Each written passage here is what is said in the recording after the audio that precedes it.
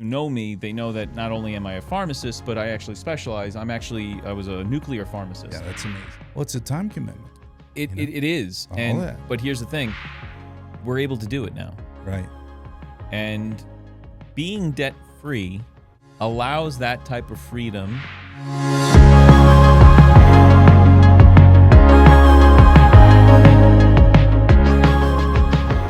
Hello, everyone. This is Josh Rogers.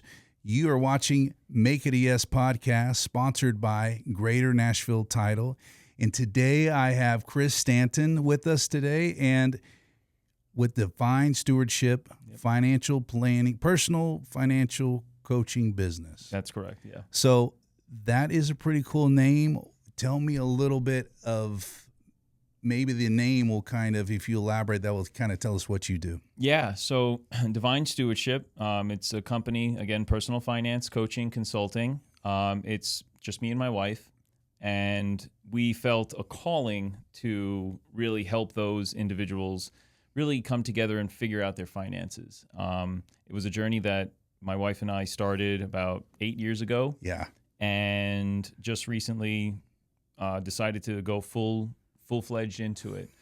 And Divine Stewardship, we got the name really because both my wife and I are faith-based. Mm-hmm. And again, like I mentioned, we had a calling. We felt like we had this pull. And ultimately, everything comes from God, essentially, right? Everything comes from Him, right. including money. Mm-hmm. And God calls us to be good stewards of what He provides. And, right.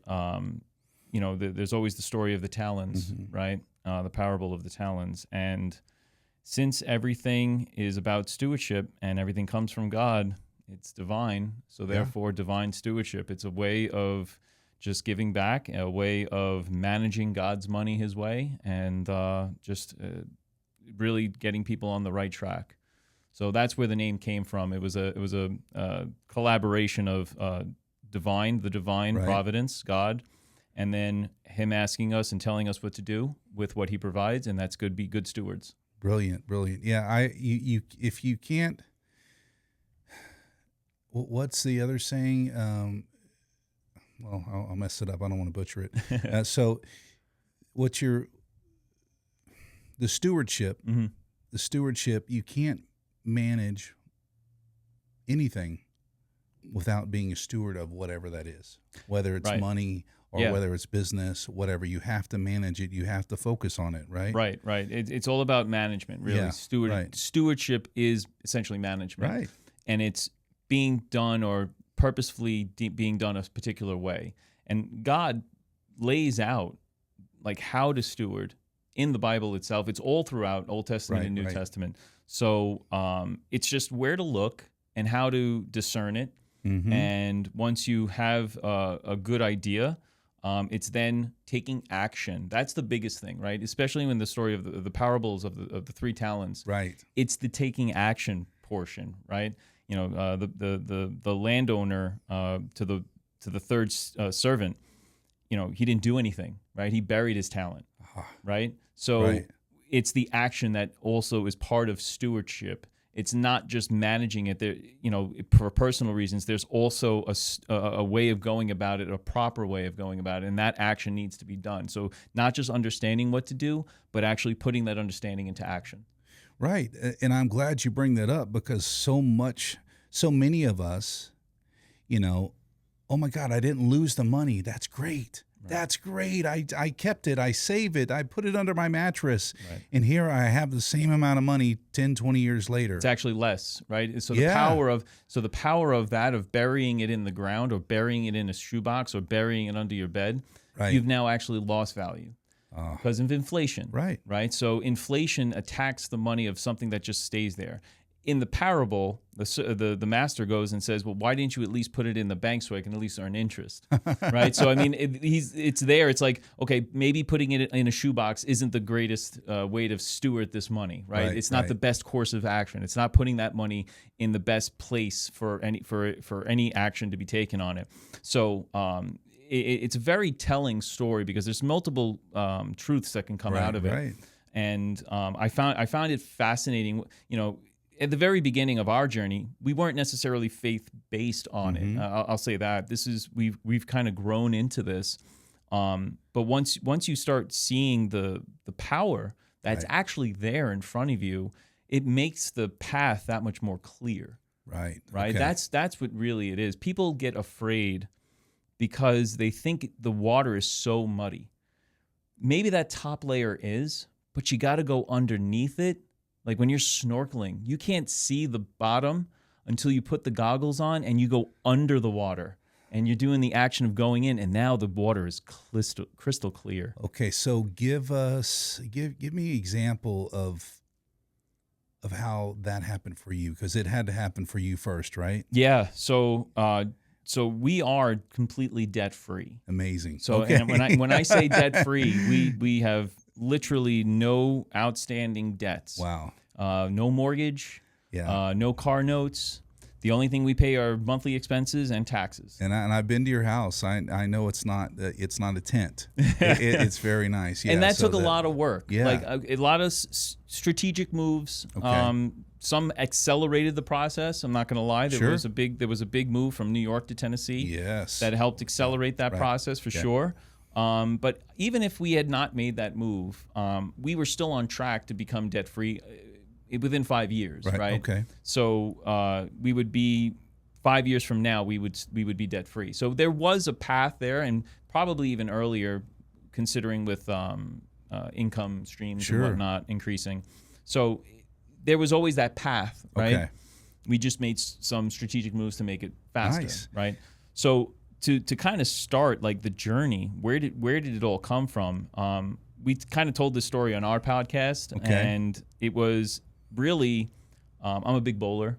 Okay, yeah, that's right. So I bowled all the way through grammar school, all the way through college. Wow, I didn't know it started that long. Yeah, no, I actually ran I was a personal bowling coach. Okay. I've done some high school assistant coaching for my alma mater, my high school, Archbishop Malloy. So I did that for a little bit. And then again, I was a bowling coach, and I would go out and give lessons, and it was my own little side gig that I did. Amazing. And one night, we were getting done with Monday night bowling. I remember it was a Monday night bowling, and it's 11:30, 12 o'clock at night. And on the way home, I listened to talk radio. Right, so I'm listening to talk radio, and Dave Ramsey comes on. Oh yeah. Okay, everyone knows Dave, right? Sure. Especially right here in Tennessee, right in Nashville. Right. Yep. So I'm listening to this, and I had heard Dave several times before, but he then talked about Proverbs. Okay. I believe it's 22:7, where it says the borrower is slave to the lender. Right. Okay. So I said to myself, okay, that's interesting. Now I'm a Catholic at the time, and I'm like, okay, well, I'd never actually heard of that, so let me go look it up.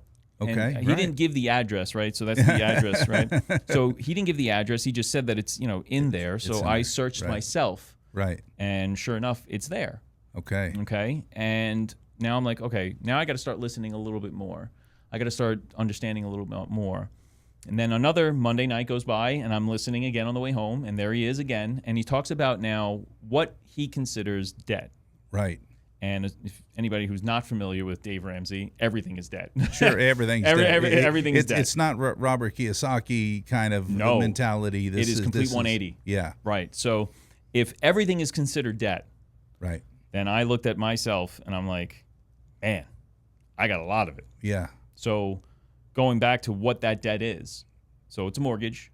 Yeah. Okay. It's a car. Because my wife and I just purchased a minivan. Okay. Okay. At the time, I still had student loans. Okay. Okay. We had solar panels. Oh, so we had put solar panels on our house. Yes. Okay. Yep.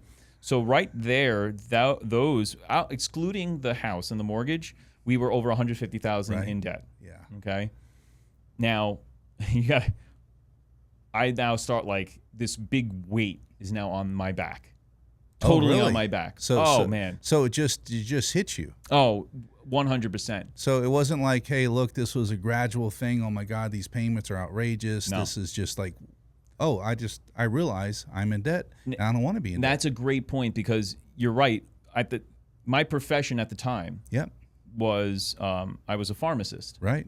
And for those who know me, they know that not only am I a pharmacist, but I actually specialize. I was a nuclear pharmacist. Yeah, we need to go into your personal story a little bit because let's finish this topic. Right. Let's definitely talk about your journey because it's interesting and it's where my mind went when you talked about, hey, look, I really got into bowling, and I was like, no, you get, once you get into something, you get all the way in it. Not just bowling, but there's so many facets of your life. Yeah. And now you're landing on a new one to become debt free. Yeah. And so now you're becoming, oh no, okay, here's one foot in. Yes. Now you're getting ready to jump into this journey. Yeah, it's amazing that you picked that up because that's a big part of like my personality, right? It's if I see something and I do my research and I say, yes, this is something that can be done and I can do this and I see value in it, I don't just dip my toe in, so to speak. I kind of do like a cannonball. Yes, right, you do a cannonball big time. So, so getting back, I was a nuclear pharmacist, and my wife is a pediatric dental hygienist. Oh, wow. So at the time, you're right, our as Dave likes to put it, our shovel is quite big. Okay? Right. Now, big in the sense that we're bringing in decent income. In New York, things are much more expensive than they are here. Right. So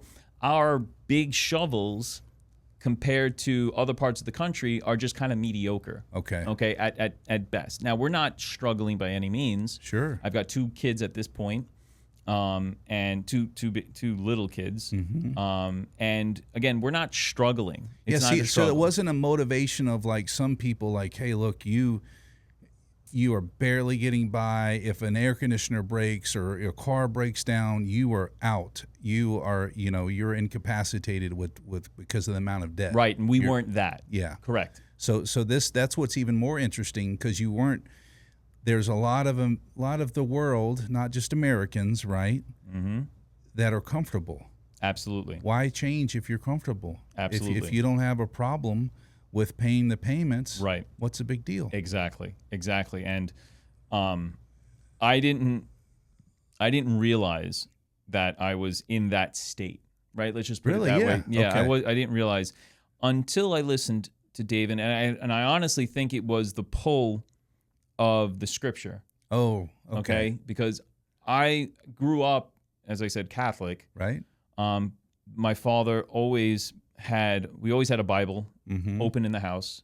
I went through parochial school my entire life. I ran the gambit of all the saints. I can tell you, I started at Saint Stanislaus, Bishop and Martyr, and went to Saint Gregory the Great. And then I went to Archbishop Malloy High School, and then eventually to St. John's University. Wow, and there you go. I ran the gambit. So I was in the Catholic realm, in the faith, and I wouldn't say I was I like to say that I felt like I was a good Christian, but a terrible Catholic. Let's just put it that way. Sure. But I knew the Bible, and I knew it to be true, and I believe in Jesus and God. So I think what pulled me was the scripture. And then when I started doing my own research, then I realized, like, oh my goodness, yes, having debt can be detrimental. Right. So. And this is all at that time. And that was my motivation. I wanted to get rid of it because now think about it. If I have nothing, if I don't owe anybody anything, I can now just continue to fill up my cup and then direct my funds the way I want instead of needing to direct them to someone else first. Right. That's exactly right. So that was my pull. Okay. Now, getting that over onto my wife was a completely different story. Yeah. Because again, being of the faith, you got to work as a team. You got to work it as a team. Okay. And our podcast, our third podcast that just came out yesterday, Tuesday, we speak about that directly. Okay. About you are one. You're married, right? You're in the faith. Right. 2 flesh become one. Okay. So therefore, you got to combine finances. Sure. Right. So everything comes into one checking account. Right. So I first had to get Corinne on board. Not that she was opposed to the taking 2 checking accounts and putting it into one.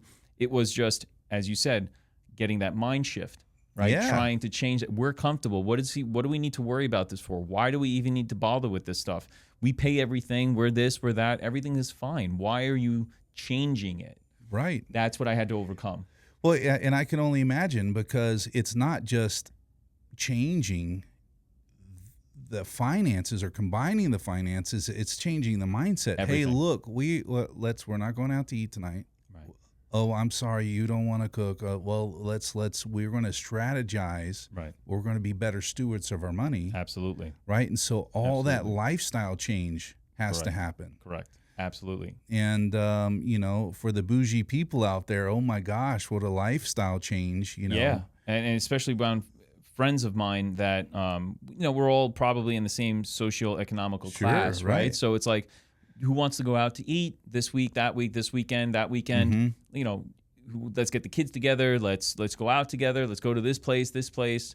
And again, we could have continued. Right. Like there was nothing stopping us with that lifestyle. There really wasn't. Like I said, we weren't struggling. You weren't going to go to bankruptcy. No. The only thing that I kept on being annoyed about was that there was too many darn Amazon boxes every once in a while, Right, exactly. So it's like, after a while, I'm, every, let's say month or so, every other month, 2 months, 3 months, whatever it be, but having to dip maybe into the savings just to pay off the credit card. Sure. Right? Again, we had it. It wasn't like it was a detrimental thing to us. We had the money. It was just the idea of having to dip into this to pay for regular stuff. So, slowly introducing Dave, slowly introducing the podcast. Hey, listen, just listen to this. Hey, listen, just read this. Hey, do me the favor, just, again, watch this. And slowly but surely, I think over about 3 to 6 months, it took me to get Corinne on board. And then once she said yes, right, that's it. We went in, nice, full throttle, did everything. I mean, even down to the T of liquidating all of our savings except for $1,000. Wow. The biggest thing for me, because you go through the program, FPU, Financial Peace University, right? You go through that program, and so you went through the program. Yeah, we purchased it, went through it, and he gives like a dichotomy of two individuals and their spending habits or whatever. Right. So within a family structure, generally there's one that's a saver, one that's a spender. Right. Corinne's the spender. Yeah. I'm the saver. Right, exactly. Yeah. So one story that I normally tell at this point is, okay, we're going full throttle into this. Mm-hmm. One of the steps is that you're now tackling debt full on, as it says, gazelle intensity. And you need to stop contributing to your 401k. Now, as a saver, wow, yeah, that's a huge thing. Like I've done that from the moment I've gotten my real full professional job. Sure, I have been contributing at least 10% of whatever it is I make, possibly more at some point, because I think it had it increasing, away to my to a retirement investment. Right, definitely. So I am a saver. Yep. Okay. So to stop saving and click that button, again, temporarily. Right. I remember calling Corinne. I'm in my office, and I'm calling her on the phone, and I got the mouse over the button, and I'm like, we're sure about this, right? Like, we're doing this because there's no coming. Like, if we're not going to do this, then there's really no point in me stopping. I got my heart, pounding. Right. And she goes, no, we're doing it. And I clicked off for the contribution. And from that moment on, Josh, let me tell you, I had wanted so badly to get out of debt as quickly as possible because I wanted to start contributing again. Right. 9 months. Wow. 9 months it took us.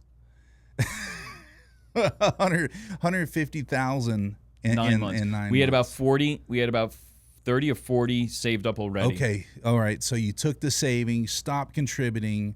You are taking every dollar. It's assigned. It's every dollar, and Dave's app is called Every Dollar. We didn't use that, but we used the envelope system, so we switched over to cash. Okay. We didn't cut up our credit cards. We just threw the credit card in the drawer and didn't touch it. Right. Everything was either debit or cash. Okay. And we went cash envelopes, and this is where my wife Corinne, she thrives in this because she is so creative and organized, way much more than I am. I mean, I get that. I am more of a big vision guy. Right. She takes everything down to the minute level. She can take the big vision and bring it down and really analyze. Actions, yeah. And she's great with that. So she went nuts with that stuff, and she absolutely and it was like the perfect pair because I can I can see everything from abroad, and she's down in the weeds, and she's able to manage the money tremendously, and with the envelopes tremendously. And yeah, we had everything down to a T. Now, it took a good 2 to maybe 4 months to hash out everything. All the little systems, right? Because, I forgot I had that subscription on the credit card. I forgot I had that. This is coming up. Okay. So it took 2 to 4 months. 3 is like the sweet spot. Right. But 2 to 4 months, I'd say maybe closer to 4 months with us, where it was a little getting the little things. But once that 4th month went, okay, man, we were on autopilot. Really? Because we had everything already to the T. We had certain events that we knew were coming up. We were putting a sinking fund, as they call it, for those, divvying up the cash, even stuff that was paid by credit card. We were putting cash away so that when we knew it was coming up, we would then take the cash, go deposit in the account, and then pay it directly from the card. From the account. So you just didn't even leave it in the account? No. Holy cow! There were certain things that we did exactly just that. Wow. And like I said, everything had a job to do. Right. Money. The purpose of money is exchange. Right. It's a means of exchange. So it wants to flow. It wants to be spent. It needs to do something. Okay. If you don't assign it and tell it what to do, it will control you. Oh. Right? It's going to come to you and say, you need to spend me. And if you don't have a job for it to do, you're just going to spend it on frivolous things. Right. Okay. And is that good stewardship of it? No. Probably not. Right. Right? So it has a design. It has a purpose. You need to put it where it needs to go. You direct it. Don't let it direct you. And let me tell you, man, we needed I'm telling you, 9 months, maybe even 8 months, but I think it was 9 months. We were completely outside of the house. We were debt free. Amazing. So a big thing to me, what did that do for you? Was it worth it? And then on top of it, what did it do for your marriage? What did it do for you as a father? Yeah. So the marriage got stronger. Yeah. 100%. It got stronger in that regard. Right. Like financial, we didn't fight at all. Yeah. We maybe had like little disagreements of what to do with extracurricular activity type things, when to do it, maybe. Sure. But when it came to finances and purchasing things and assigning, we were right on board. Wow. Let's put it this way. I can't remember an argument about money. Fantastic. I can't find an argument about money. I can't remember one. Well, I love that. So just for the people that are watching, yeah, that, imagine that. You probably have the statistic.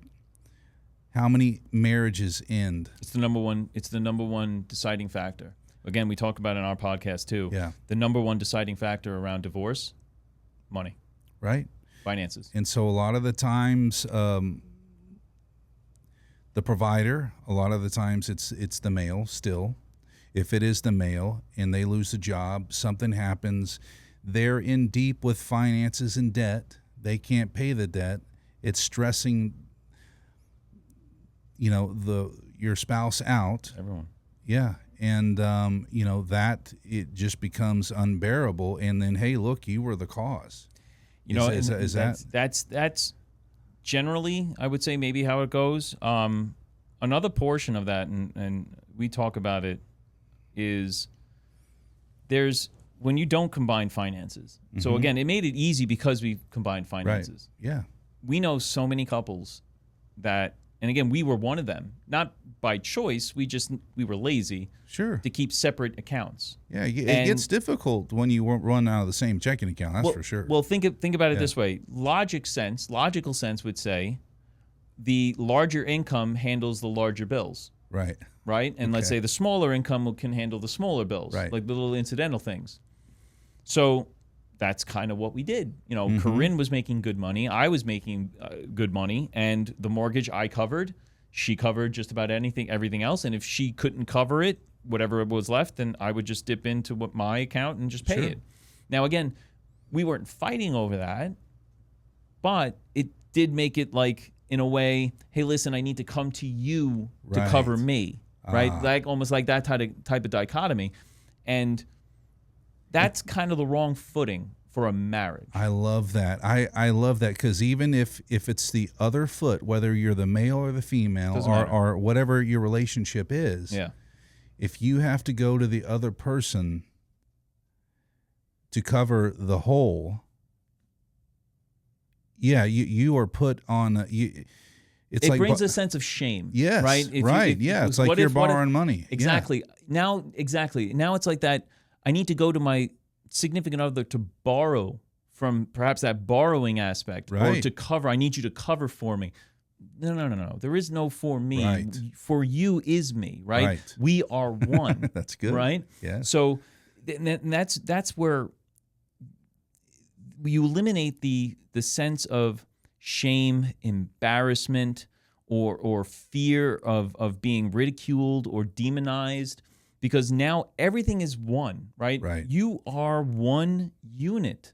You are one unit. Everything is coming in. There's no hiding of anything. Now, what you do after, I love that too, yeah. Right? What you do after it comes into the one, that's between you guys. Right? I'm very much so for separate accounts after everything comes in, because you're going to need your spending time to do what you want to do. She's going to need her spending money for what she wants to do. Right. As long as everything is assigned and you now divvy up between you two for your pleasure and her pleasure, I'm all for that. But the initial has to come in.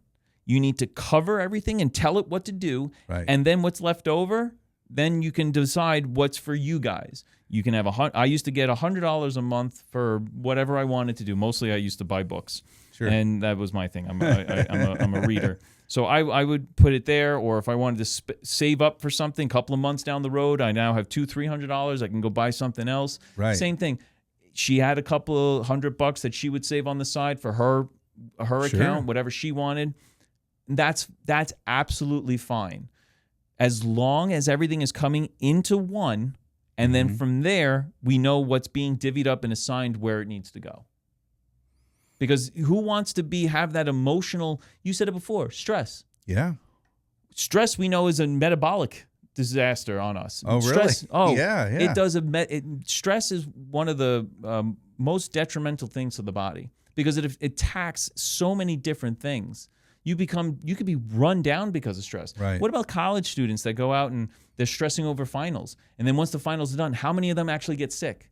A ton of them. At least I know in pharmacy school it used to happen to us all the time. Right. Because you're studying, you pressure, and then once it's done, now everything's relaxed, and now your body's got to recover, and you fall into maybe your immune system got hit. Sure. So now you get a little sick. The regular common cold that you would normally be able to fight off now lingers that extra 3, 4, 5 days. Yeah, what a good point. Yeah, right? What a good point. When you don't have that stress, especially with the person you love. I mean, again, you love this. You love them so much to marry them. Right. And in our faith, death to do you part. Right. So you're with this person until the day you die, or until the day they die. That's a long time. That's hopefully. a magnitude that has some weight behind it. Yeah, it certainly does. And if you're not taking it seriously, I would ask you to really look at it. Look at your marriage, because this is so fundamental, and it was something that we were we lacked it.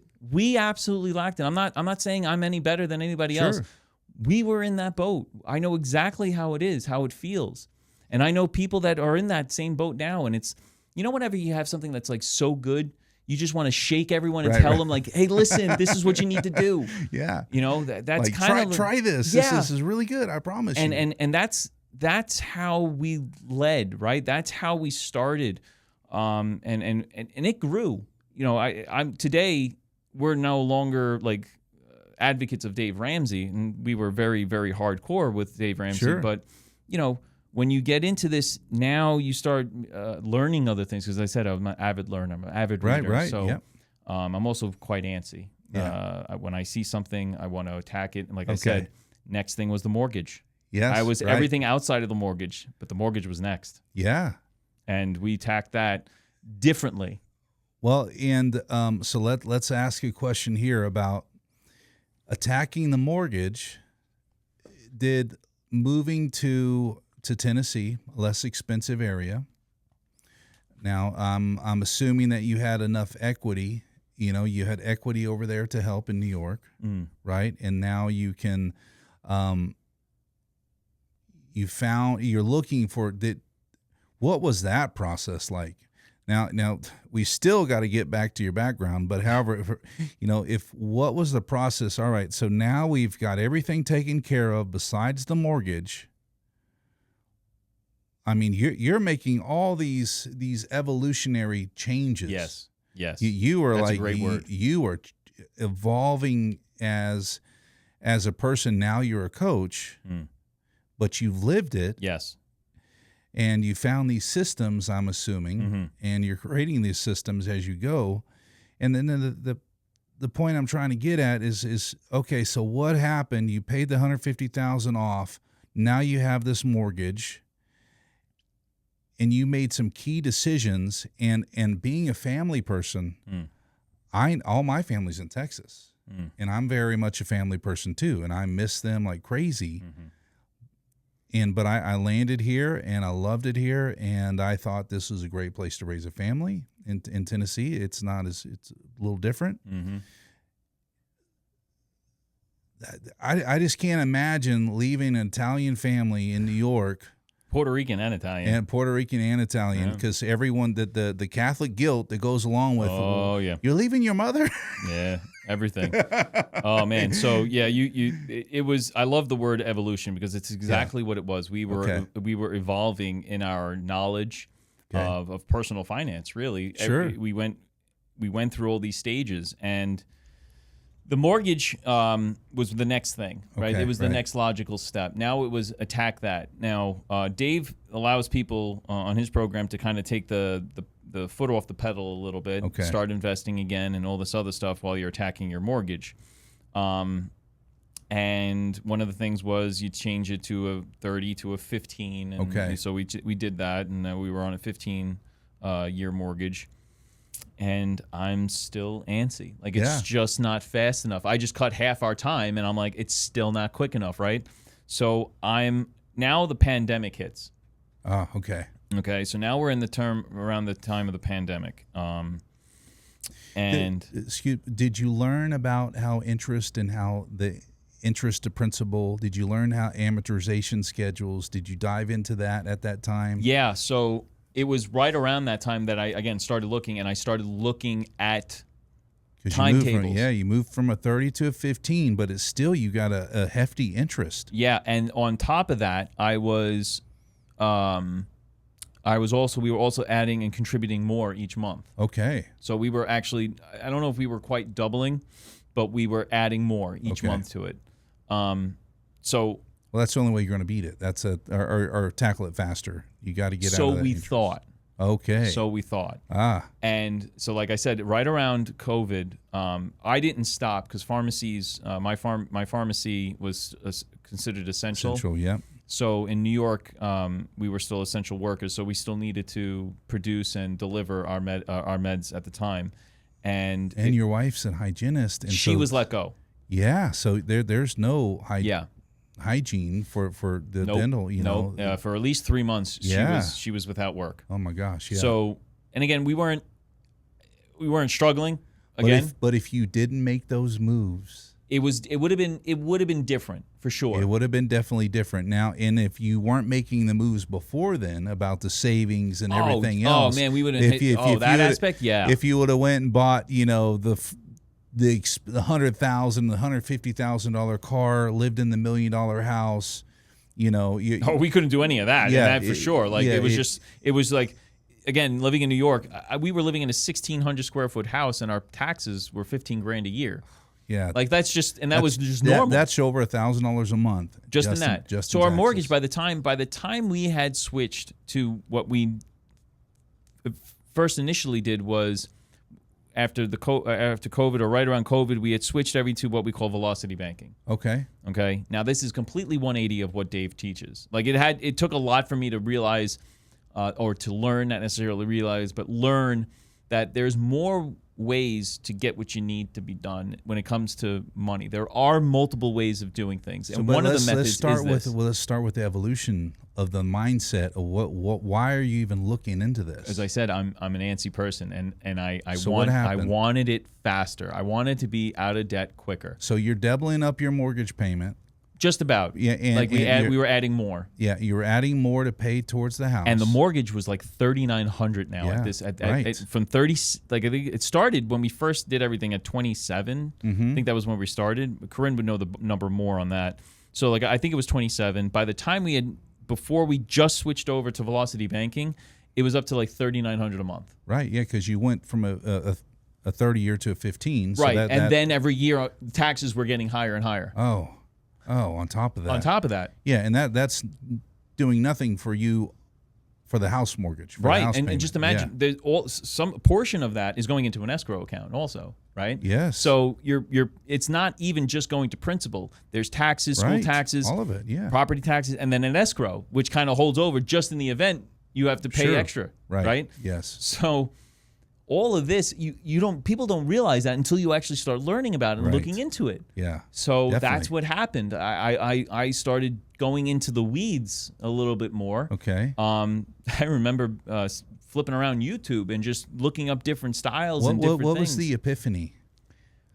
That's what I'm trying to get at. Yeah. What was that? If you can pinpoint it going, oh my God, I think I was searching how to pay off mortgage faster. Okay. Like I think that's really what it was. Okay. And I came across this phrase or term called velocity banking. Velocity banking, okay. And there was a couple of channels that I watched, but a particular mentor. We hired a mentor in this because, again, like Dave was a mentor. His program was a mentor to us. Okay.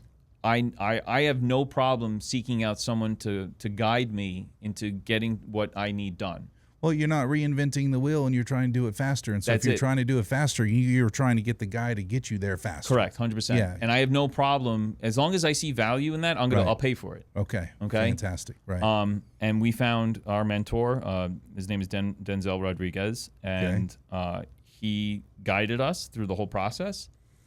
And it was just like. Is this the velocity banking? Yeah, the velocity banking. Okay. At the same time, I'd also learned about infinite banking was also part of that whole thing. I was learning that concept as well at the same time. So are you getting to it? What is velocity banking? Yeah, velocity banking is essentially taking your mortgage and transforming it or utilizing a HELOC to pay everything off. That's what I was thinking it was. The biggest one is making it, or the best one is making it a first lien HELOC. Right. So now everything, again, we were used to everything funneling into one account. Right. So now with a velocity banking, it has the checking account with the mortgage payment all combined essentially. So the bank that we utilized, all the money would come into the checking account, and then at the end of the night, it would do a sweep and go right into the credit. Like your credit equity line, yeah. Okay. So essentially, we got the house. We received the deed. So now we own the house, and all we're doing is just paying back the bank at not an amortized interest, at a simple interest. Right. And the simple interest is accrued daily. Now, interest how do only, I tackle that portion? Right. Because that interest over time could be a lot. Sure. Well, part of the strategy is to now everything that you purchase, everything goes on a credit card. Right. But not just any credit card. It's got to go on a credit card that gives you the highest cash value or cash back. Right. Okay. So highest cash back. And then once every month is done, once you've paid that, you take that cash back money, put it into the account. So if you had, let's say, $700 worth of interest and you had $300 of cash back, you just cut your interest by $300. Right. So now instead of paying $700, you paid $400 in interest. Right. Okay. So, and nothing's changing. Your regular spending isn't changing. I love so this. you're reducing now your monthly. It or gives your you a little daily shot interest. in the arm for stuff you're going to buy anyway. Exactly. Okay. Exactly. Nothing else. I just switched now. Instead of cash, go all credit, all credit card. Pay everything out of the checking account because it doesn't matter. Because if it's negative, it comes out of the credit line. If it's positive, it goes into the credit line. Right. So as long as you're still positive, you still have positive cash flow, everything just continues to go down. Right. Okay. Okay. All right. So, and that was, if we were to follow that 15 now went down to 7. Right. Okay. That makes a lot of sense. Now, when you really look at an amortization schedule, you'll see this. I explain it to people, my customers in the mortgage world, is I explain it to them. Hey, look, Wall Street wants their money. They're going to loan you this money. They have figured out, they know with all the statistics, the average person is going to keep their house 5 to 7 years. Right. Right. So am I going to stretch out that interest over 15 years or 30 years so it's even over the life of the loan? When I know you're going to get out of this loan in 5 to 7 years, there's no way I'm not maximizing my money. I gave you the money to buy the house. You bought the house. You're paying me back. So I know human nature, you're going to only keep it 5 to 7 years at the max, right? Right. Okay. So now, if I'm right, the rule is 72. The interest. Right. It's all on the interest, right? It's Yeah. really on So the the interest is going to be front loaded. Yeah. And so you're really not attacking principal till after that 7th year. When you start getting in that 30-year mortgage, you're at year 15, 10. Right. You're crushing principal. Right. So right around, if you will look at a traditional amateur's schedule, you start touching more principal around year 10. Ah, year 10. Okay. Right. So that's when you really start hitting more principal than more in respective. At year 15, that's when it really kind of just flips, right? Year 13, 15, 16, that's when now you're hitting more principal than interest. Right. But you're attacking right around year 10 is where you're hitting more principal than even any of the first 9 years. So as I try to put myself in your shoes, and I'm thinking I'm in New York, I have Italian family, whatever. Yeah. So I'm picturing myself. Myself as you, and looking at, oh wow, I just learned interest, how it's working. I found these things called infinite banking or velocity banking. Now that's the HELOC, and then you go, okay, it does make sense. It does. Math is math. Because of if all your money is going into this account to pay off as much, you're evading. If you start attacking principal, so if you look at an amortization schedule and you pay $1,000 extra on your first year of your mortgage, you just saved almost a year. Yeah. Just say. You can. You're going to save multiple months when you. So that's when I started seeing, like, oh, if my balance goes down to this, now I'm, instead of $360 or $359 month, I will be at $349. I will be at, you start to see the months of when you pay, and so that time just it melts away. Right. It can really melt away. And so with this HELOC thing, it's gone though. I see that's the whole point with the HELOC and the first lien. Right. First lien. Right. Yeah. Because second lien is different. Second lien is just you took the equity out. You still have the mortgage payment, but now you just got the equity. You got to have one mortgage, right. and it's a HELOC. Right. It's a home equity line of credit. First lien. And so, on a home equity line of credit, for those who don't know, you're not paying any principal. If you just pay the minimum, you're just paying interest only. Correct. And so when you attack interest only, if you attack the interest, you're crushing.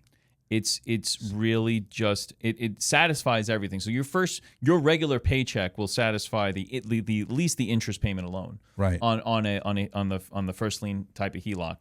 So it drove the speed in which we were seeing everything going. So now it took that 15, and again, you still need to be disciplined. Sure. This is where people kind of go off the rails. I love that you talk about it, because I was going to mention this. No, you need to, because again, now you're going back to credit card, and studies show that it's much easier to swipe a card than it is to hand over a dollar bill. Right. Okay. So that's a physical reaction, right? It's emotional reaction. You still need the discipline to say, I'm only spending this much on this for this month on this particular item. It's just everything is going to the credit card, so you're floating it. That's all that's different. Right. Now, where Dave Ramsey, to get back to Dave Ramsey, because He would say I'm doing it all wrong. I'm stupid. Well, and I think the reason is not that it's wrong. It's just against human nature. Yeah. And so, hey, look, this is my audience. Yeah. My audience is this. Not to say that your way is wrong, or it's just against human nature. If we follow human nature, most humans aren't going to have the discipline for sure, to change their lives, change their spending habits. For most of us, we're going to see, oh my gosh, all I have is my mortgage payment. Let's rock and roll. Yeah. Again, as we dived in more and I become more stronger with our faith, my wife and I, the one verse that kind of comes to mind that kind of ties into this is Romans 12:2. Okay. Where it talks about don't conform to this world and have like a renewing of the mind. Again, it's talking in different contexts there, but if you apply that to maybe this type of context or to anything, it's like you need to look at things a little bit differently, and you have to really understand and grasp that mindset. Right? That disciplinary mindset. Have that renewing of the mind. Don't conform to the world. The world is debt is great. Right. We were living the normal life. It's how the circle keeps going. We were living the normal life. Being a little contrarian might be a good thing. And again, having that renewing of the mind. Don't conform to this world. Well, if you don't look at it, you don't realize what's happening. Exactly. You got to look at it. You're absolutely 100%. You got to review it. So to get back to the evolution, the change, the metamorphosis, right? So now you're debt free. You are attacking your mortgage. You're doing a whole new thing. I don't even want to get into explaining velocity banking to your wife. That was very similar to the whole Dave thing. Yeah, it might have taken a while, right? And but let's take a step back. All right, so we've known each other for a little while. Mm-hmm. You grew up with your father was a physician. Correct. You thought you were going to go to med school, and then you decided to change to pharmacy. Then you evolved into a nuclear pharmacist. Yeah. You have this rock and roll career. You're a smart guy. You can lead. You can talk to people. A very great communicator. Thank you. and now, and teacher, right? And now coach.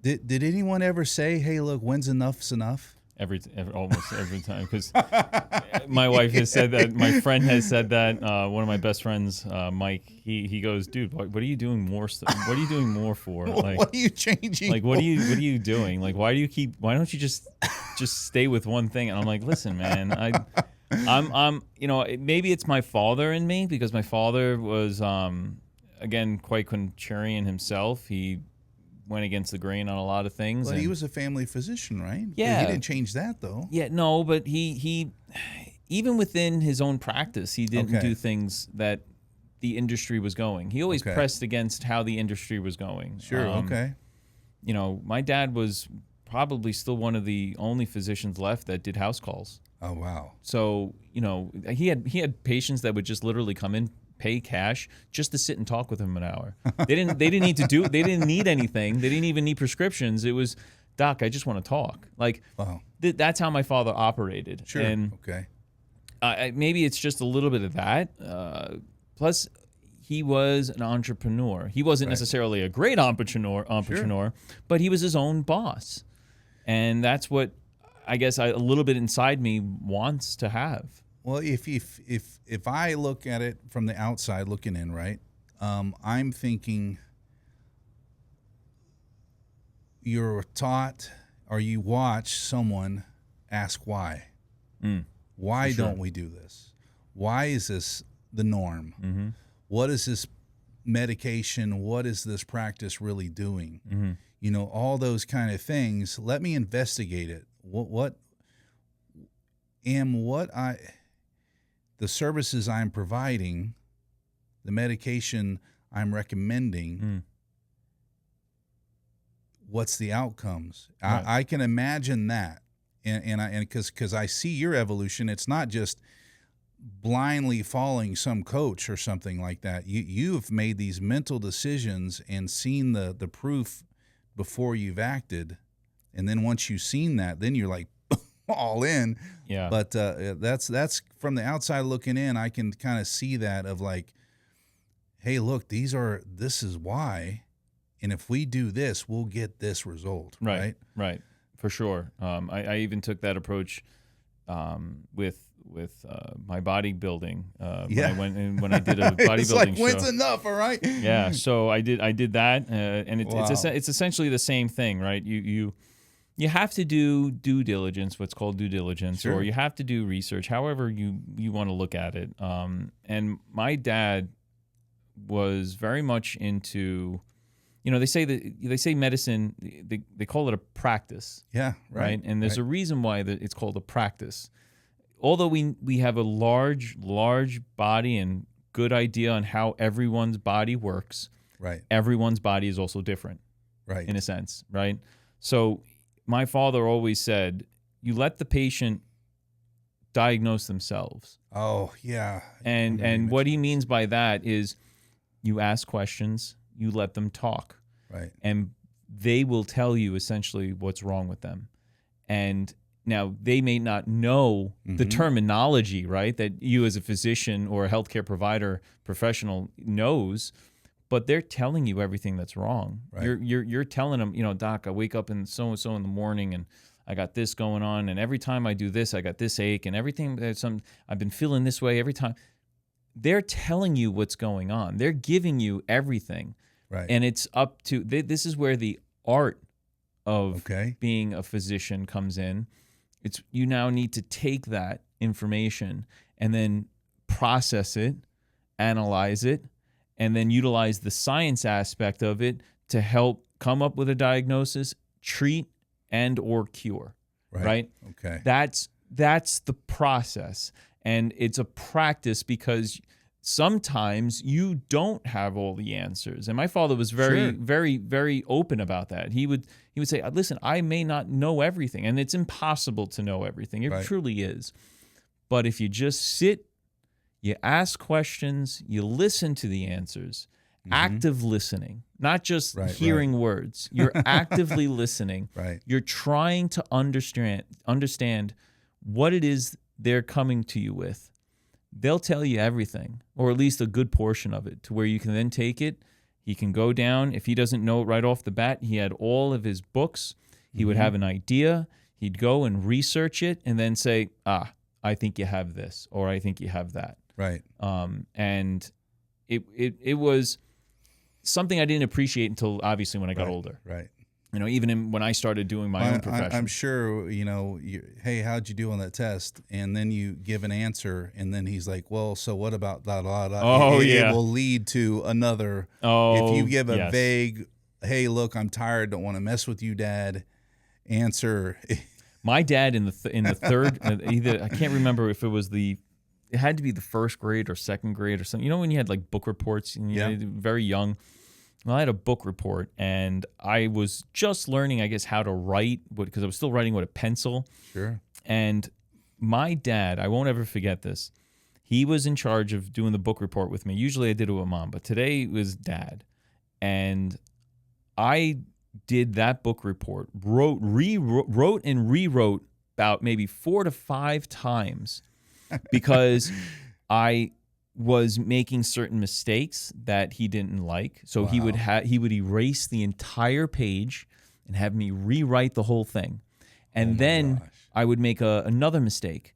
And then he would erase the whole thing, and I'd have to rewrite it once again. I did the same book report 4 to 5 times. And I remember towards the very last one, I had made one erasure. So I made one erasure, and I was hoping that he didn't notice it, because had he noticed it, again, he would have erased the entire thing, and I would have had to start again. So I look back, and you might sit here and be like, oh my God, that's cruel and unusual. Maybe perhaps at the moment, but what he was instilling in me is you gotta review what it is you're doing. Okay? You don't necessarily have to be perfect, but you have to rewrite and understand what, or learn and look into what it is you're doing so that you can grasp it. Because once you grasp it, then writing it out is going to be easy. Right. So what he was doing was making me memorize essentially the book report. Don't just write words on a paper. Right. You read the book. Now understand what it is you read. And by writing it over and over and over again, you're getting the reps in. So by the time I knew and I was done, I knew what I was writing. I knew every single word by that point. Right. So that was how kind of my father operated when at least when I was young. And well, you learned that there was a deeper understanding. Later on, I learned that there was a deeper understanding. It was actually, you understood it. You probably learned this with studying. Yeah. As soon as especially classes you got and some you didn't, right? There was definitely classes that I get this. Oh, there were tons of that in pharmacy school. Yeah, and then there was stuff for those who know me, they know that I've done my fair share of classes in college for sure. Yeah, and then there's classes that you don't, and and just like, hey, look. And that's in everything. Everyone has their strengths and weaknesses. Well, the point I'm trying to make with that is that if you can understand it, that's what changes everything. Mm-hmm.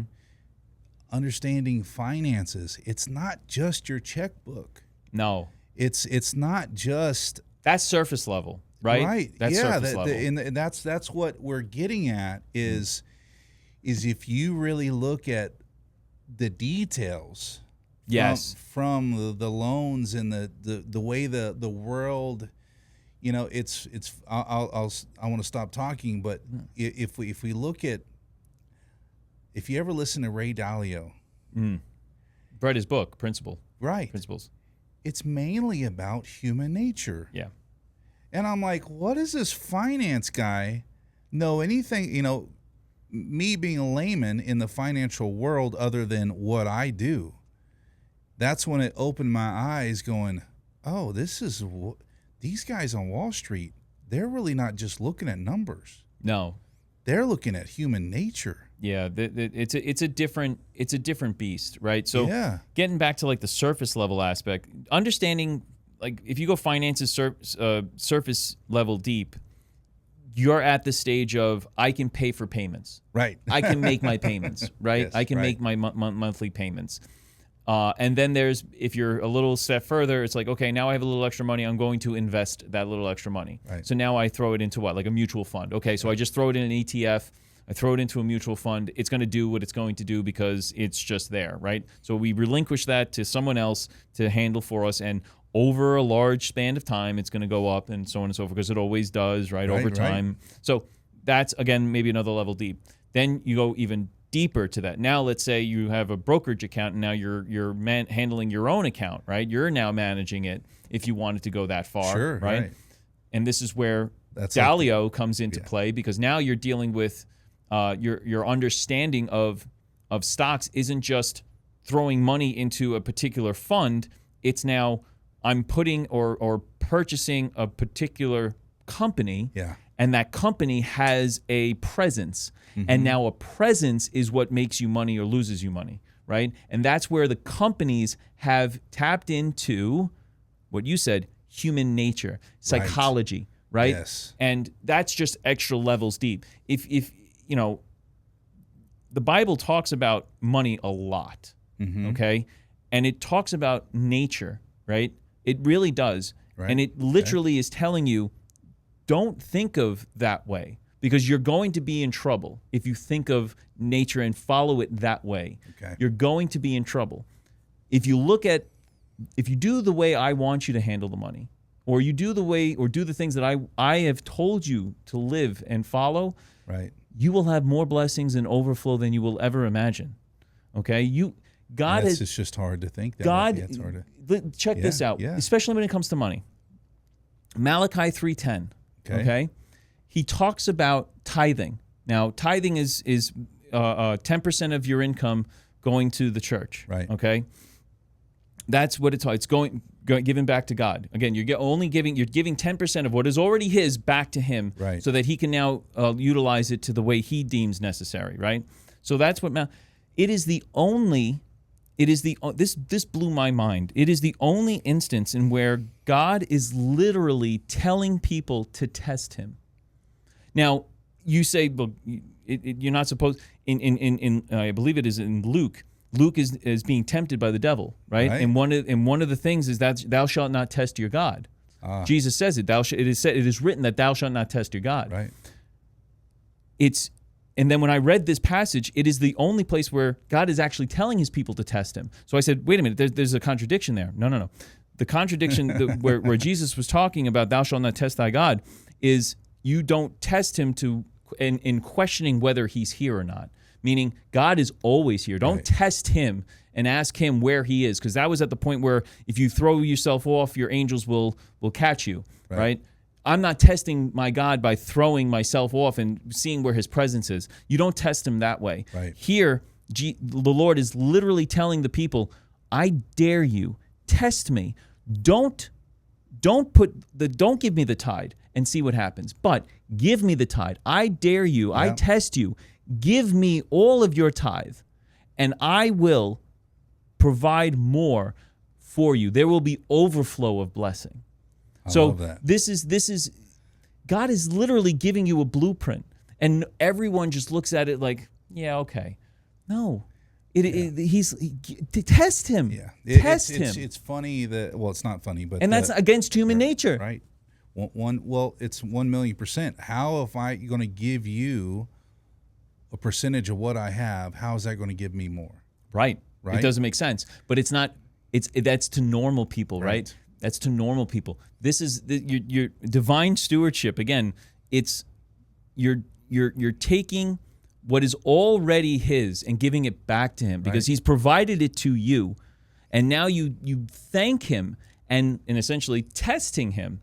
Listen, I'm giving it back to you. You've given it to me. I'm just giving you back a portion. You've allowed me to utilize the remainder of what it is you've provided me. Right. You want only your 10% back. I'll give you your 10% back, and in return, you're going to continue to bless me even more. Well, I like that you put it that way because it was his to begin with. It is. Right? Everything is his to begin with. All right. And so if we think about it like that, hey, look, I get to keep 90%. 100%. Yep. And so that's a cool way to think about it. And then, it's a mind shift, renewing of the mind, right? And but as you think about the testing portion of it, you break that down. And what I'm thinking about is that, hey, look, I did this. I don't know it's my faith, right? I'm doing it by faith. Mm-hmm. I'm thinking that, hey, look, he really is going to make sure I'm okay. Mm-hmm. And so if you put that into practice, then all of a sudden you get this new relationship. 100%. You get this new customer. And everything. Right. I can do everything through Christ who strengthens me. Yeah. It's simple. Yeah, I was going to mention one thing because as we're talking, the late Charlie Kirk, he said, I can't tell you anyone who's lived what the Bible tells you to do. I don't have an example where their life was worse. Right. Their life's always been better. It's true. Yeah. It is something very profound, I guess, in a sense, but it's also very simplistic, right? Because give me an individual, right? Name an individual who went fully in, accepted Christ as their Lord and Savior, understood that they are a sinner, and needs and is in need of a Savior, and that they give their entire life to Him, right? Who has made that pledge and has come out worse on the other side? I don't know of one.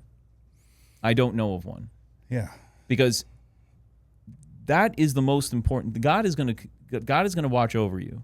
Right. And He gives us a blueprint of what to do. It may not be the most clear blueprint, and that's why you need people that are smarter in the Word to help guide you, right? Sure, we all need mentors and guidance, and that's why we have priests, pastors, and ministers and all that other stuff. We need those individuals to help us because sometimes it's not as clear. but the word is the word. Right. And the blueprint is there. And even when it comes to finances, Jesus even spoke of. I mean, he was around tax collectors, right. And he had the quote against the Pharisees: "What to do with the coin?" Right? Well, give to Caesar what is Caesar's, and give to God's what is God. What was he saying there? He's like, listen, don't be frivolous with this stuff. Right. Don't take it too seriously. Just give to him what he wants. Right. Your soul is to God. Give God what is his. Give him the glory of all. If Caesar wants that coin, then give him the coin. That isn't what God wants your soul. Right. God wants you to obey him and believe in him and listen to him. That is what he wants. Give that. Yeah, I'm not worried about the money.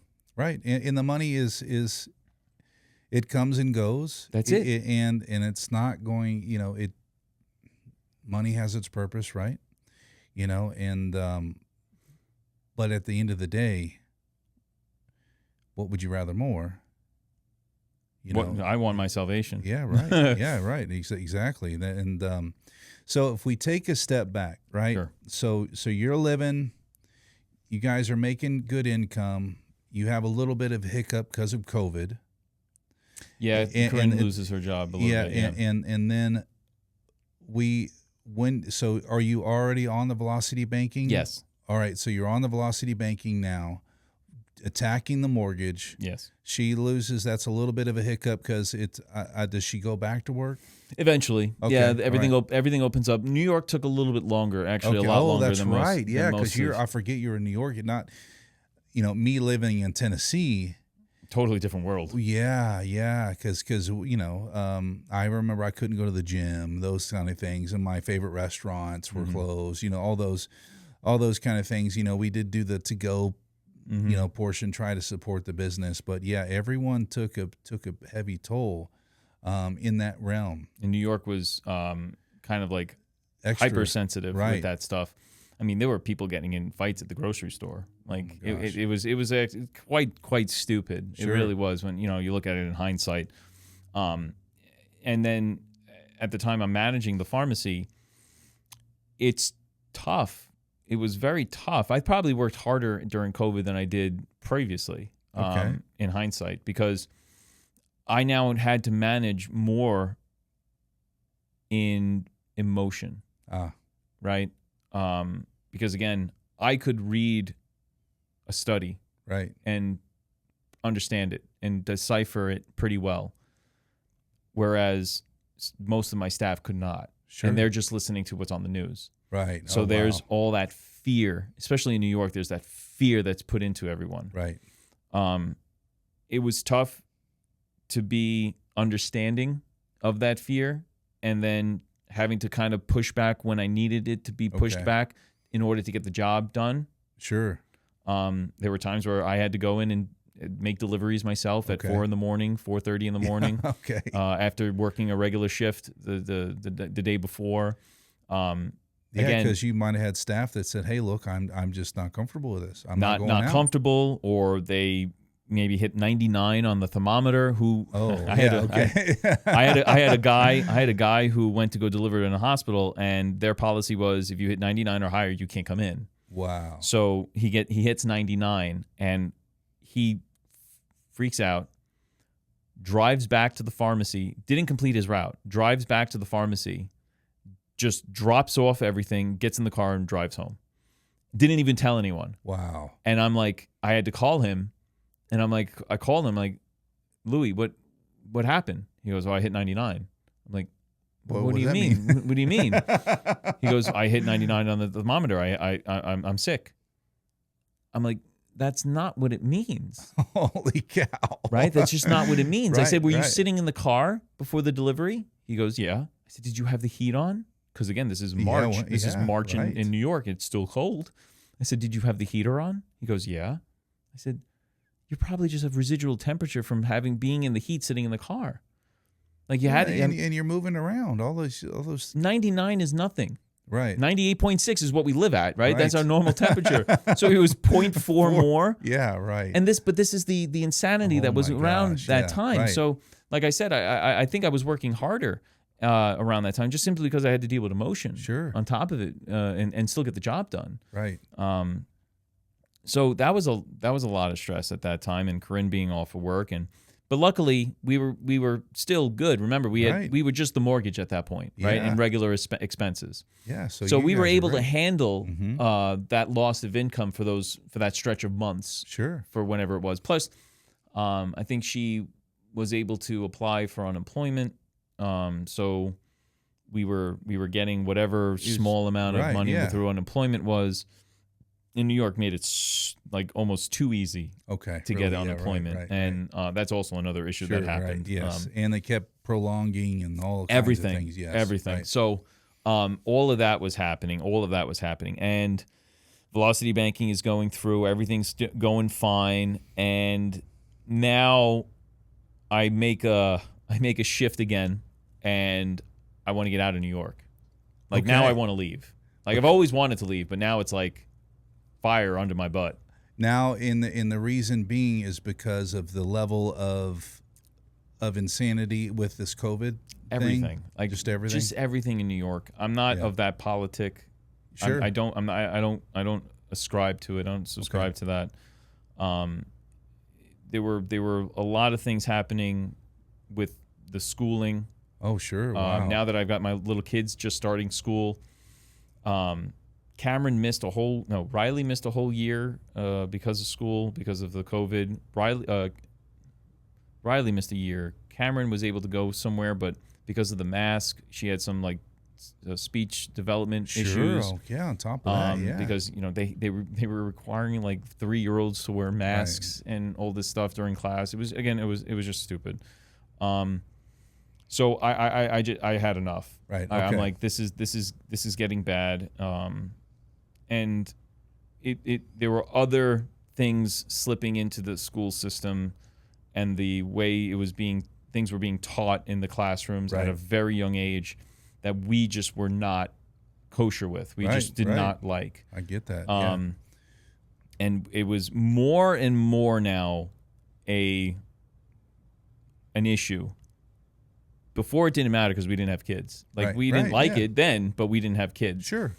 Now we have kids. Right. And we still don't like it. So New York, there was nowhere to go. Like you can't go to a more conservative area and not get affected by it. Right. Right. You can't move to, let's say, upstate New York where there's more of a conservative mindset because it's the entire state school system. Okay. Right. More areas are easier or more lax with the curriculum that allows that type of stuff than others. I'll give them that. Sure.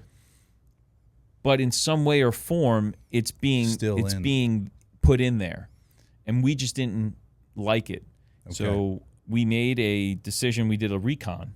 Yeah. Man, we did a recon, and we made a trip out to Eastern Tennessee, Knoxville. And Corinne, my wife, and I, we absolutely loved it. We just loved the people there. I know we're in Middle Tennessee right now, but we loved the idea. Right? We said, I always knew I can get out of New York. My wife was the linchpin again. Sure.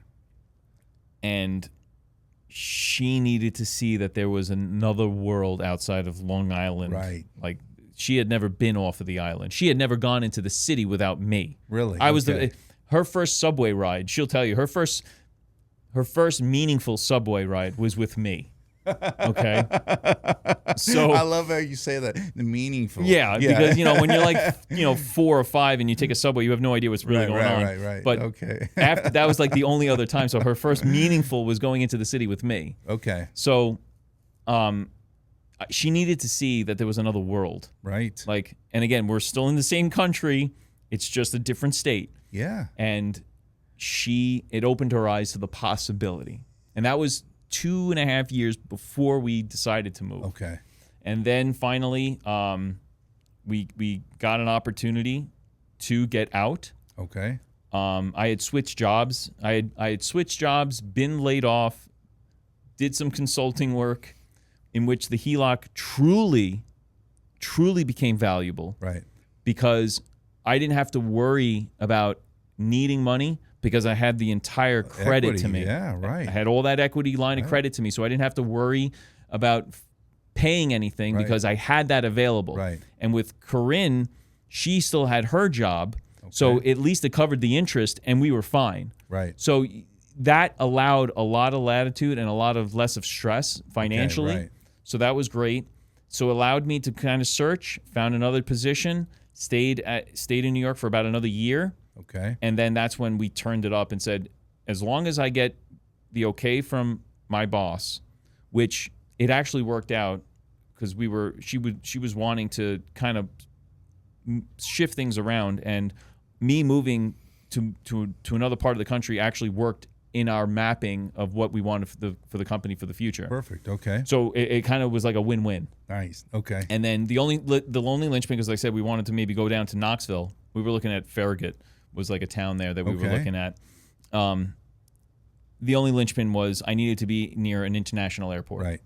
Knoxville is not an international; it's only a domestic. B&A is an international. So we got the look. We came down here one weekend.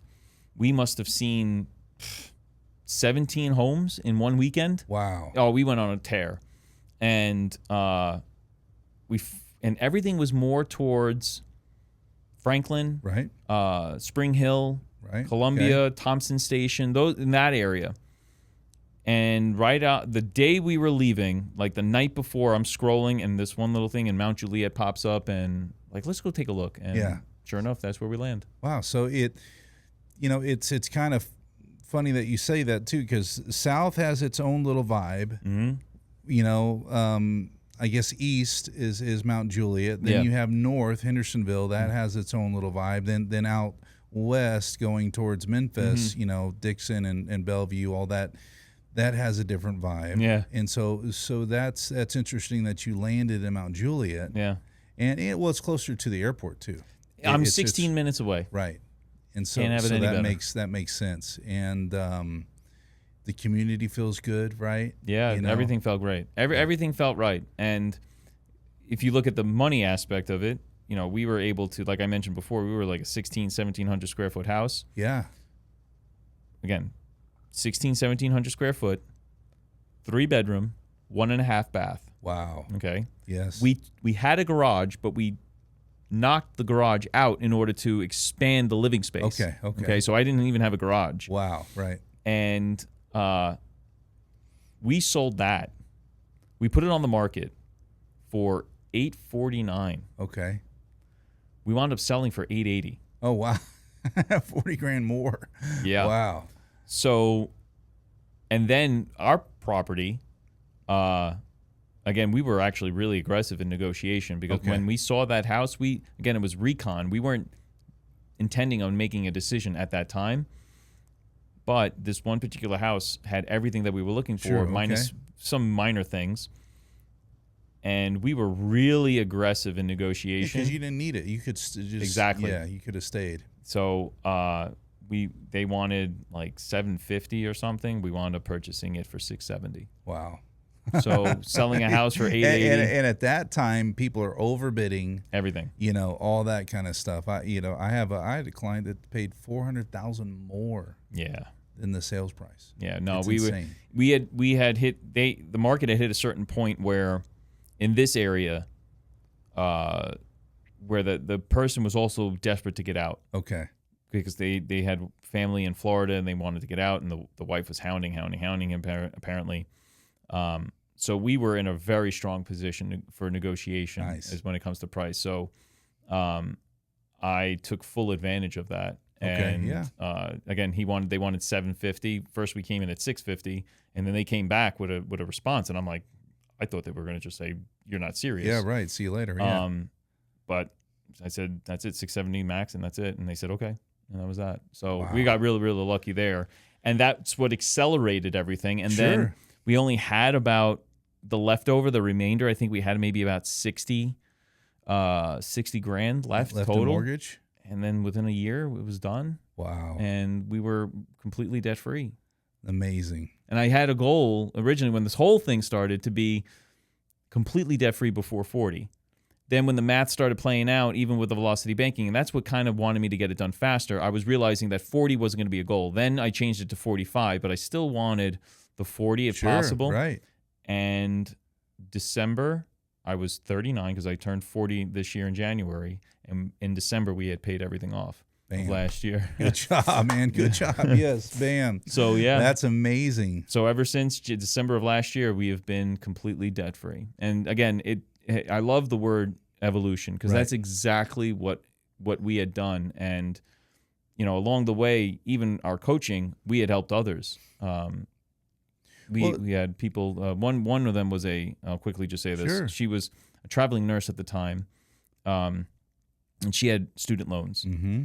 We helped her pay off without any special advanced strategy, just budgeting and knowing and assigning and putting the money to work the way she needed to put it to work.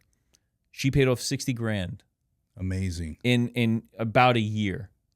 And she's making 60. She was as a traveling nurse. She was making good income, and it's like you don't need to be putting all this stuff. And she was very much into the spend culture. Sure, Again, you see money, she spends money. She didn't have a plan. Mm-hmm. Simply having a budget, having a plan, assigning it, stewarding it the right way, she was able to knock off her student loans within about a year. Well, I love that. And if you can, there's a guy I love I love watching him is Myron Golden. And he talks about if his can or something like that. He talks about having like the coffee cans in the old days, talks about his cans, how he sets up and divvy ups. He has a plan for the money. And okay, so this is good, like the envelope method. Yeah. Hey, look, you are going to put this amount in this. So 50% usually I think is for him, his living expenses. And then he divvies up the other 50%. And what I would like to talk about is what's a process when you get a new coaching client. Mm-hmm. And then the other thing is, do you have a system like that you like to use to start people off on making a plan for their money? Right. So anyone who's interested in working with us, right, we offer a free 30-minute to 40-minute clarity call. Okay. And in that clarity call, we kind of go through a whole, almost like a little bit of an exercise. Sure. To make sure that your beliefs and values are aligned with your money and how you utilize your money. Okay. And wow, that's awesome. Okay. Yeah. So we want to make sure that you're at least in an alignment, right? Okay.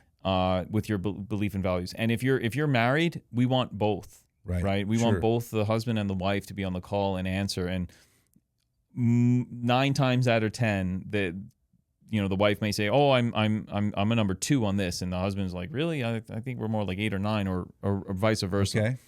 Okay. The whole point of it is to see where you are mindset wise, right? To see what it is you actually truly believe and value about money, about certain situations, about the future, about your current state. It's also kind of to see what you're utilizing already. Like, what type of accounts do you already have? Right. Do you have security? Do you have insurance? Do you have certain basics? Like, do we have these things in place? Are you following a budget? Are you not following a budget? Right. So that's the first step that we like to do. Let's just set up a call. It's free. Let's see where you are. From there, it's like another follow-up. And that's kind of where we kind of give like a little bit of the results of that survey and from those questions. And then it's like, okay, well, where is it that you want to go now? Now that we have this, we have an idea of where you stand with your money. What is your ultimate goals? What are you feeling? What will this mean for you? Right? Because again, at that point, it's got to be emotion, right? Remember when I said I felt that weight on my back when I first finally understood what debt was, according to Dave Ramsey. That's an emotional response. Yeah, right. Right? Yeah, because you were fine until you turned that radio station to that Monday night. Right. You were just fine living then. Because you were okay. You weren't on the verge. Most of the clients, they're on verge of bankruptcy. They're on verge of losing their marriage. It's some impending event is detrimental to get them to move. So you're right. It's like what prompted even me, the comfortable, the one that doesn't seem the doom and gloom looming over them. Sure. And if it can affect me, just imagine the amount of stress that's happening on those who are in that type of situation, because they're the most desperate, right? And they can make a wrong choice in that, because again, when your emotions run high, your understanding and knowledge runs low. Well, right, your clarity, you're not 100% clarity, right? It's not there. Right. So that's our next step, is to really say, okay, what do you feel comfortable doing? Mm-hmm. And how much are you willing to follow, right? That's the other thing. You got to be coachable. Right. You got to be willing to accept certain things and follow certain things. I'm not saying completely put your head in the sand and just do what you're told. I'm saying you have to be able to follow instruction and follow it in a certain way and long enough to where we get to see the result. Right. Okay? And you got to be willing to make a change. If you're not willing to make the change, nothing's going to work. Right. When we finally decided to go with our mentor, right after Dave, that took another mind shift change, because we were all cash. Cash is king. Right. We went now from cash to now all credit. That's a complete 180. Wow. So that's another mind shift, another evolution. So you have to be willing to push the envelope that way, because if you don't push that envelope, if you're not necessarily getting uncomfortable with something and still doing that and still being uncomfortable and doing it, you're never going to progress. Sure. Think about going to the gym. Right. You and I are both gym guys. Yep. How do you grow muscle? Right. You got to progressively overload. Right. Meaning you go, it's hard, you keep going. Next day, all right, it's still a little harder. You got to add a little bit more weight, add another rep, add another set, go again. Add another weight, add another set, go again. And now the muscle starts to grow. Right. That's the thing. You start to grow. You have to be able and willing to be uncomfortable to a certain extent, but still push through that in order to grow. And that's what we're looking for. We're looking for those individuals who are willing to do that, right? You see that there's an issue. You see that there's a problem. You're not alone. That's kind of one of the things I want to make sure people really understand. There's nothing to be ashamed of. Right. You don't know what you don't know. Right. That's a good point. You and I are mentors, right? We're educators. Right. Because we've been through the process. Yep. We understand the process. Others don't. They're too busy doing their life. I was too busy doing my life until I made that decision. Well, I love that, I was thinking about it just a second ago, is that I'm a lender. You're completely debt-free. Yeah. We can still be in the same room. Oh, absolutely. Absolutely. But I don't like things that are unmanageable, and there's reasons and purposes and things like that. Absolutely. And I believe that houses are one of the best things you can ever do for your financial future. And most of us can't or will not save enough to pay cash for a house. And so with the appreciation and everything else that comes along with owning a home, a mortgage is not necessarily a bad thing. No. I mean, if you listen, 90% of the population isn't going to be able, like you just said, even to put enough down, even like a 20%. Right. I was blessed enough to be able to put that down. My wife had some money, I had some money saved up, and we were able to put 20% down. Right. Now, what did that do? All it did was avoid PMI. Right. That's private all it did at the time. Mortgage insurance. Yeah, private mortgage insurance. So that's all it really did. That and lowered our monthly payment. That's all it really did. So you're still paying, right? Right. And you're, like you just said, most of the population doesn't have that somewhere, even through family wealth and family trusts and whatnot. A large percentage don't. Right. You're going to need the money somewhere. Now, once you get that money, and I'm not saying debt is bad anymore, right? Sure. That used to be a mantra. Debt is bad. Debt is usable. Right. It's a tool. And I love, because you were saying things, how you went from debt-free mindset, cash only, to credit to get the same outcome. Correct. To get the end outcome faster. Correct. And so if you look at that, that's like you're bringing out, okay, where am I at with my life and my goals? What tool do I need to use to get where I need to go? Right. Okay, hey, look, I put the tires on now. How do I tighten the tires? I got to use a different tool. Right. Now I got to use credit. Right. And so here's something that was pretty cool the other day. I have a friend that was divorced, and we were talking about appreciation. Okay. So he goes, man, I bought my house for under $200,000. And then we got divorced, and he said 170, 150, something like that for his house in Spring Hill. Mm-hmm. And that was early 2000s. He's making a killing now. But he got a divorce, and so he sold the house. Okay. And I said, so he's been renting ever since. And I said, so how much is that house worth now? Yeah. He said, man, that's over $800,000. I looked at it the other day. And I said, holy cow. Wow. You would be that much closer to being a millionaire. Wow. That's crazy, isn't it? And that's less than a 25-year span. That was maybe a 20-year span that this person, his house, that tool that you have to have shelter, he missed out on that appreciation. But that's, when someone was asking me, hey, what do I need a house for? And what do I do when I go to sell the house? I said, okay, well, most people, they will need that equity to put down on the other. They're going to upgrade their house a lot of the times, depending on your age. And so you get kids and things like that. So now we need more bedrooms, and we need more space. We need better schools. A lot of that. We're not downsizing. We're going up in house. Mm-hmm. Most of the time, most people need their down payment from their current house to put down on the new house. Now, if you are financially good savers and things like that, you can leave that other house and not sell it, keep it as a rental, and move to the next stage because you have saved enough for your new down payment, things like that. And you could build wealth that way. And I have a method for that as well. Yeah, and thank you for that, because I don't know what it is, but I'm just explaining to this kid fresh out of college, has his new engineering job. What do I do? Right. Most of us learn from our parents, our friends, and things like that. And you and I will have a different take on that, because if you don't learn it yourself, if you don't really look at the details of it, when I bought my first house, oh my God, all I knew was what the payment was. Right. That's it. Right. I had no idea what closing costs was. I was no idea what an amortization schedule was.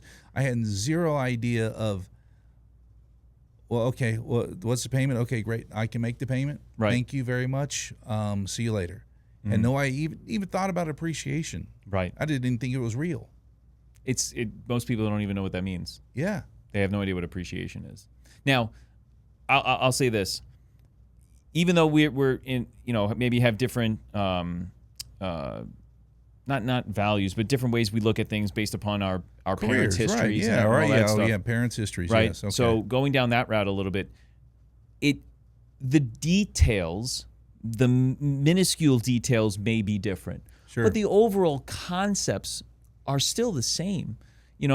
What did Grandma have? She had the rainy day fund. Right. What's a rainy day? Well, it's a savings account. Yeah. Right? You put money away. Pay yourself first. Right. The Richest Man in Babylon. Read that book. It tells you save 10%. You pay yourself first. Right. Right? God's telling you, give me first 10% of whatever it is you make. You just give it right back to me. Right. Okay, fine. What comes after that? Well, now you take 10% of that and you give it to yourself. Right. And now you have everything else to divvy up how you need to. So is that the basic system? No, well, that's a basic concept. Okay. Right? Okay. Now, what you put money into, right, nowadays can be completely different. And that's where I was getting into, where the way we put the savings, the way we divide our money can be different now, because there's more knowledge coming out there, right? Interest rates are completely different than what they were back even in the 80s when I was born. Well, let me ask a question this way. You have first generation college students. Okay. You have first-generation homeowners. Yeah. Or you have generations of owning nothing, right? Owning no land and no chance at appreciation. For those people that don't have someone to look to that has had those things, where do they start? And how do they learn, and how do they get to feel like it is available and it is attainable and it is real and it really does happen? Yeah. It's not a fairy tale. It's a really great question. And I think it's going to matter on what you have access to. Sure. Right? Because access to stuff is important. Right. Some people say that, some people don't have everyone has access to everything. It's just where you need to go for it. It might be a little bit further to go somewhere and get that and so on and so forth. But, YouTube nowadays, everyone has a phone. Right. Everyone has a phone. Even I'm more than certain that even the poverty level individuals are able to obtain a phone, or at least they can go to a library where there's a computer. Right. Okay. There is a plethora of knowledge, some good and some bad for whatever it is, on even YouTube. Oh yeah. Okay. Well, I do YouTube. I'm always on YouTube. I found Dave through the radio. Okay. Right. But he was also just starting his YouTube. Right. Right. And it was there that I immersed myself with his clips. Right. Okay. And he had a ton of it, plus his books. So you have the library with books, you have the visual with the YouTube, and you have to invest time. Well, the thing is, what I'm getting back to is, or I'm trying to boil it down to, is how do you even get the vision? Oh, yeah. How do you that's tough, because I'll say this: there are some to your point that there may be those who may not think it's possible. Right. And I would have to say, if it happens to at least one person, it's possible. Right. It doesn't matter what those limiting beliefs, because that's what they are, limiting beliefs. I love it. Okay, thank you. Yes. That's what they are. They're limiting beliefs. I'm in this position. Everyone I see around me, and I'm constantly being bombarded with phrases and sayings and so on and so forth, and visuals here in front of me that tell me that I will not succeed or I cannot succeed. Truth is, if one person who looks like you can do it or has done it, it is possible. How the method to get there can be widely different. I mean, our own vice president, J.D. Vance, right, grew up as what some people would consider WTF, right? Or not WTF, but white trash, WT. Right, yeah. Very tough life. Didn't have a father figure. Was raised by his grandmother. Right. Strong figure. Right. She was a strong figure in his life, but nonetheless, he didn't have his father figure there most of the life. And he goes to some of the most prestigious colleges in the world. Mm-hmm. Has a beautiful wife and family. Right. And is one of the youngest vice presidents ever to be on the ticket, and is now in office. Amazing. Yeah. Right. I mean, that story is there. Now, look at if someone wanted, let's say, an African American aspect, I look at Thomas Sowell, even in history, Booker T. Washington. Right. You look at Martin Luther King. If you want to utilize him as a stature, Clarence Thomas. Right. Mm-hmm. Holds one of the most prestigious, the highest prestigious in the judicial system. Right. In law, is to be on the Supreme Court as a Supreme Court judge. He's there. He's done it. Right. Everything. That you want to go business route. I mean, the whole movie Pursuit of Happiness with Will Smith. Mm-hmm. That was Gardner, right? Love that movie. Yeah. I loved that movie. Yeah, right. Because look at even we know it's like over dramatization, perhaps. Mm-hmm. There was still there's truth in that. He spent nights in the subway, right, with his son. Yeah. I mean, that is so dramatic. If that and the technology then was nothing what it is now, right? It's the barrier to entry into making decent money is so much easier today than it was back then, and they still did it. Well, I love you said the word barrier. Mm. Now, this is something that now has nothing to do with race or upbringing or whatever else, but there's certain barriers, financial barriers, that you can't get this information from an individual. Like if you don't have the money for a coach, if you don't have the money for a mentor. Now, you can go learn it and watch YouTube and things like that, but there's always that validity. Hey, look, I'm going to, is what I'm watching, is this real? How do I know this is not a con job? How do I know that now there's a point to all this. The point I'm trying to make is that I know the smartest financial guy I know, besides you, there's a barrier to him. Okay. So I can't just send him anyone. He's the one that's most studied, most learned, most involved in the markets. He is deep. He's managing millions and millions and millions. Now his firm is almost up to $1 billion. They're small and they're Nashville.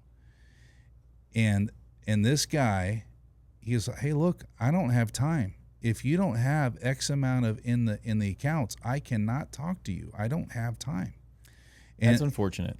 And then the CPAs. My book, Make It a Yes. I'm involved with deeply involved with taxes, and I'm trying to find out the best people that know the best strategies. And I'm talking to this guy year after year.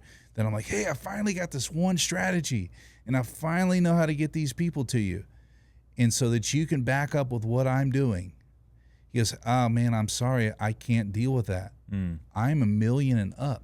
And so if their gross revenue, if they're not in the $1 million range, I don't have time. Believe it or not, I was in that same position when it came to taxes and whatnot. Sure. I was told that you don't necessarily make enough for us to even warrant a change. And that is the knowledge that you need. And that you can actually, hey, look, and especially with taxes, because if you get a CPA, they're saying, I am backing up what we're doing. Yeah. There's a thing called investment properties, thing called cost segregation studies. You want to hire this third party, you can do it yourself. My father-in-law was like, oh, I'll just do that myself. Yeah, no. And I'm like, well, okay. That's a foolish thing. Here's what comes with it. Yeah. A legal team. Yeah. A legal team comes with it to back up the tax law. Yeah. Because if you really are aggressive, you could need legal representation. Absolutely. But I love that you said the word barrier, because there's certain barriers. Now, what I like about you is that, or speaking with you, is that I don't see there's a lot of, like what you said, there's not a lot of barrier to get to you, maybe. No, there isn't. And you don't want that, right? No, no, absolutely not. So you're, but to get to your type of education level and your real life experience, the point I'm trying to make is that's amazing. That's amazing for praise God. Amazing gift that you can give to people, because it's not only life experience, it's the diving into the knowledge. You have a doctorate. It's not like you don't know how to study. Yeah, I've done my fair share of studying. Right. And so those are the points I'm trying to make, is that there's barriers, and then there's good people out there that are trying to help alleviate those barriers. And there's also the barriers, but opportunities as well. So barriers are there, but there's also opportunities before and after those barriers. Well, if the barrier's there, do what you did. You figured out how to get around the barriers. Right. It's not like you just said, hey, Dad, I'm in debt. I need $2 million, or I need $1 million. Oh, right. Now I'm out of debt. No, you had to hey, we can't go to Bermuda every summer or every winter. That was a big thing. Vacations was a big thing when we made that sacrifice. Yeah, because you're friends. Yeah. If you got other doctors, and she's around dentists, you're around doctors, you're around pharmacists, and lifestyle creep. Yeah, and 100%. Hey, we're going to wherever we're going to Europe this summer. well, why don't you go buy the package we're buying and blah? And I'm sure that was a major thing. Just again, and also when you start having your friends start having kids, that's a big thing, because now it's like, well, what do we do with the kids? Let's go somewhere with the kids. Let's have them get the fun experiences that we either had or didn't have. Right. So it's a one, and that was a big sacrifice, because you want to give your kids the best. Yes. You want, and I still want to give my kids the best stuff that I didn't have. Right. However, there also comes responsibility. Right. And again, stewardship. How do I do it the right way? Right. What is more important? Yes. Right? You asked that question before. What is more important at the end? Right? Yeah. And it's all, and for us, it's God is number one, my wife is number two, my kids are number three. Right. And in that order, all day long, every day. And I love that. I try to make sure, and I'm fault. I'm not a saint. Right. I am by no means. I am a sinner and always am a sinner, and I understand that, and that's why I repent every day, because I know there's even things that I'm not even aware of. Sure. So I want to make sure that I'm at least going in a path or down a path that is provided to me by the Word, through the Word, and that is giving my family a good direction. And that's whatever barriers happen in the path of that, I know that there's a way over it.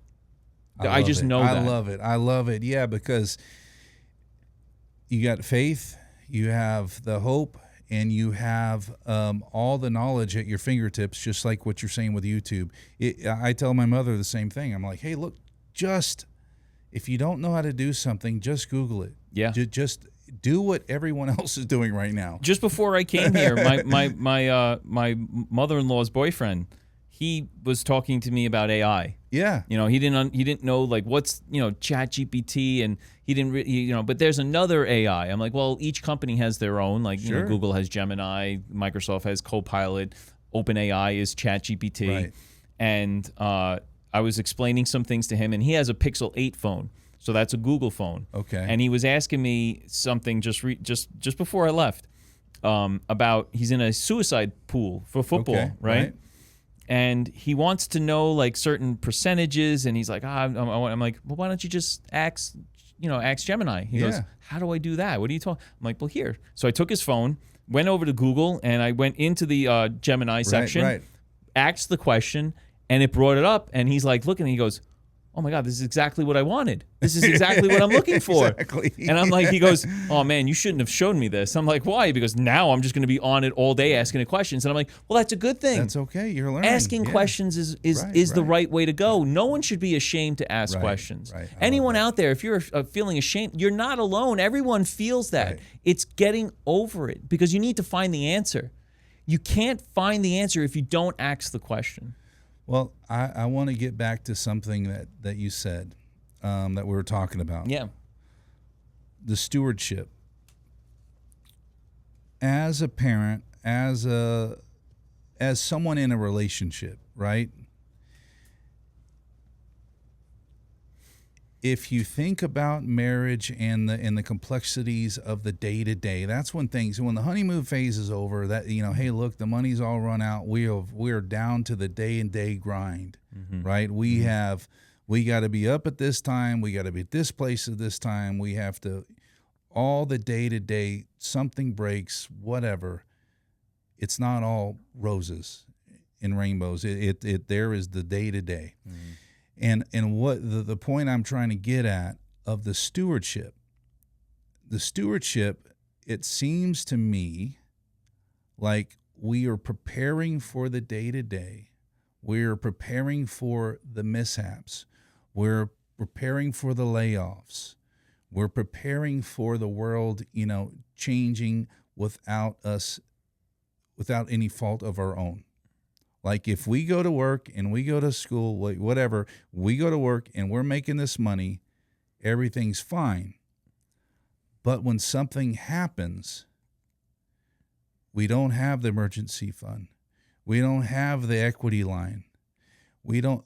So if you're running with your margins that thin, like, hey, look, if I don't get this paycheck for a month or 2 months,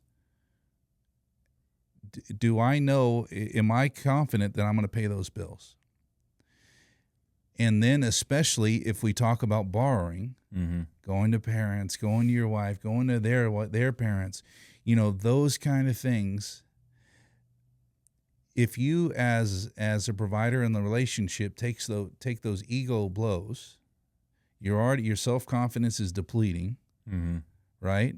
And then on top of it, their self-confidence and then their confidence in you to lead the situation. And so what I think about a lot of the time is like, I really need to look in the future and anticipate. Because if I don't anticipate, every time I fail to anticipate, something happens and I'm caught off guard. And then when I put ourselves and my family in the compromising positions, when I lived through the mortgage crash, holy cow. I can imagine.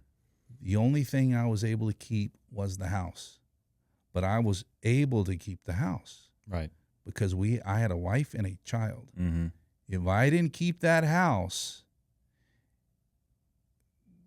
you don't know what would have happened. Don't know what would have happened. Right. She gave me so much. She still gives me lots of grace, right? So thank God that I have the wife I have. Praise the Lord for sure. Right, definitely.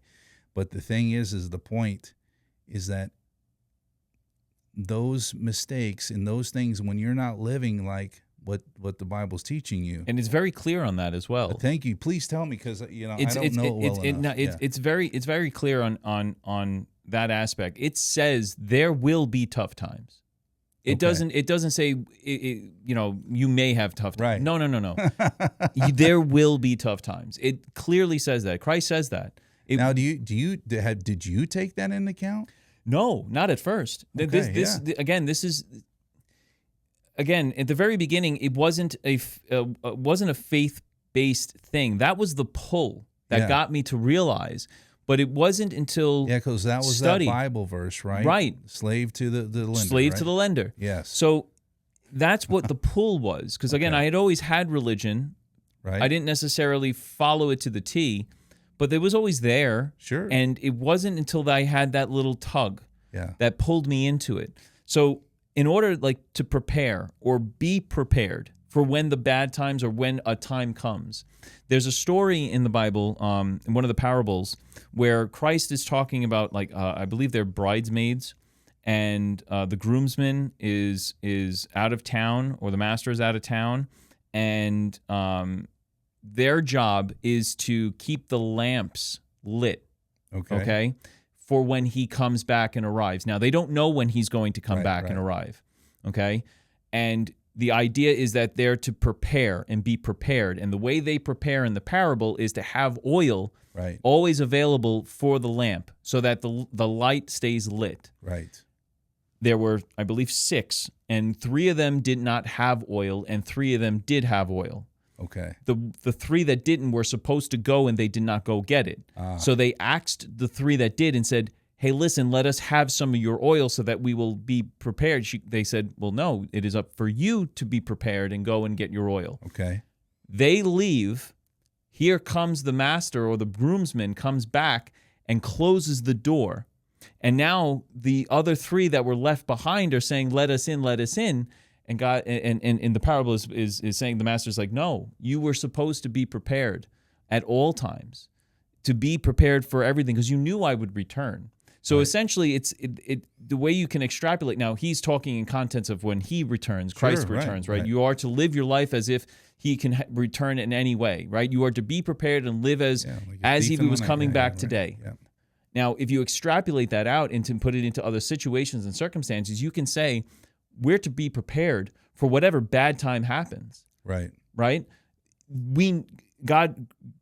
Christ says, there's Antichrist all over. You're going to have bad times. There will be deception. There will be people that are out there to deceive and take you off track.